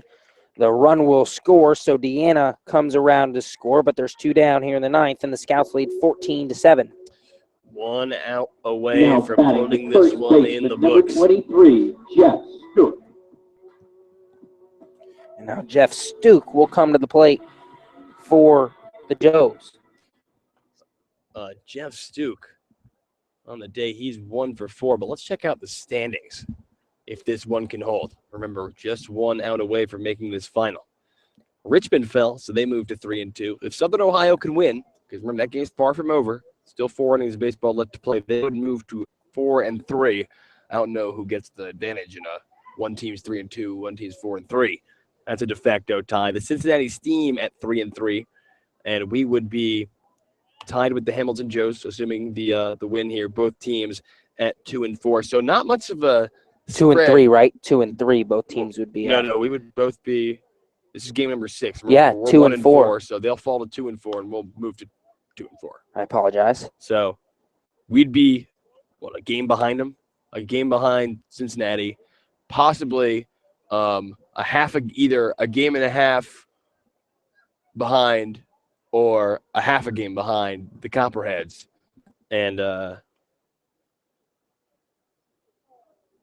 least 2 full games behind or a game and a half behind I don't really know. It's going to be a game and a half or 2. Yeah, it's hard to tell. Standings when all the teams haven't played the same amount of games are tough. And it's hard to do the math there. But, yes, it sounds like you're rambling, but in all reality, yeah, it's just confusing. We'll see. We've only played 6 games. Copperheads have played 7. Yes. And Cincinnati's played 6 or 7? 6. Cincinnati is only 1 game ahead of us at 3-3. And we have the opportunity we're taking them on tomorrow, folks. Tomorrow, 7:05, right? Is that correct? Now the 3-2 pitch to Stuke is lined into left field. That ball will land in front of Jordan Lambert. Stuke will hold at first. And the Joes just won't go down quite yet. A 14-7 lead for the Scouts here in the bottom of the 9th. 2 outs. Jeff Stuke singles to left field. Shortstop, number 19, Ryan Zeal. And that'll bring up Ryan Zeals for the Joes.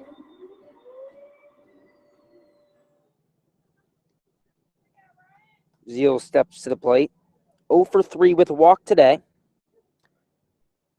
And now watches ball 1 high and away.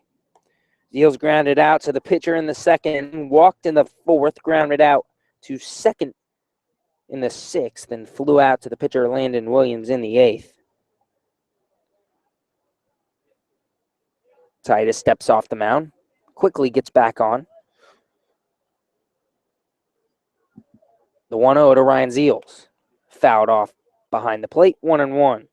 And you started to touch on it, but what a night from Landon Williams tonight. Yeah. 4 innings pitched, only 3 hits given up. No runs, no earned runs, obviously. No walks and 7 strikeouts for Landon Williams. And Landon Williams, a guy who we can imagine is going to, that slider is going to give all kinds of problems all across this league. And if he can work in relief on a semi-consistent basis every night, or not every night, but every other night, every 3 nights, him, Jack Rains, who we've seen a lot of impressive stuff from, Kaden Owens, closing. It's going to be a force to be reckoned with in the Xenia Scouts bullpen if you can set it up like that. The 2-1 is driven into left field. Jordan Lambert makes the grab, and the Xenia Scouts get a victory here in Hamilton, a 14-7 win for the Scouts over the Joes, as Xenia improves to 2-4 on the year. The Joes fall to 2-4 on the year, and the Scouts and the Joes technically tied for last place in the division, but a huge win for the Scouts to avoid falling to 1-5. And yeah, like you said, Gabe, this is a win the Scouts needed to get, and they come in and they take care of business in Xenia. And we talk, or in Hamilton, look at the guys at the plate for the Scouts. Ben Beachy, 2 hits, a double, 3 RBIs, 2 hits from Ryan Park, 3 runs scored. Kaden Owens, 4 runs scored, 2 hits. Kyle Casserly, what a day, 4 hits, 4 RBIs. Jordan Lambert, 4 hits, including a double, 4 RBIs. You know, the list goes on and on.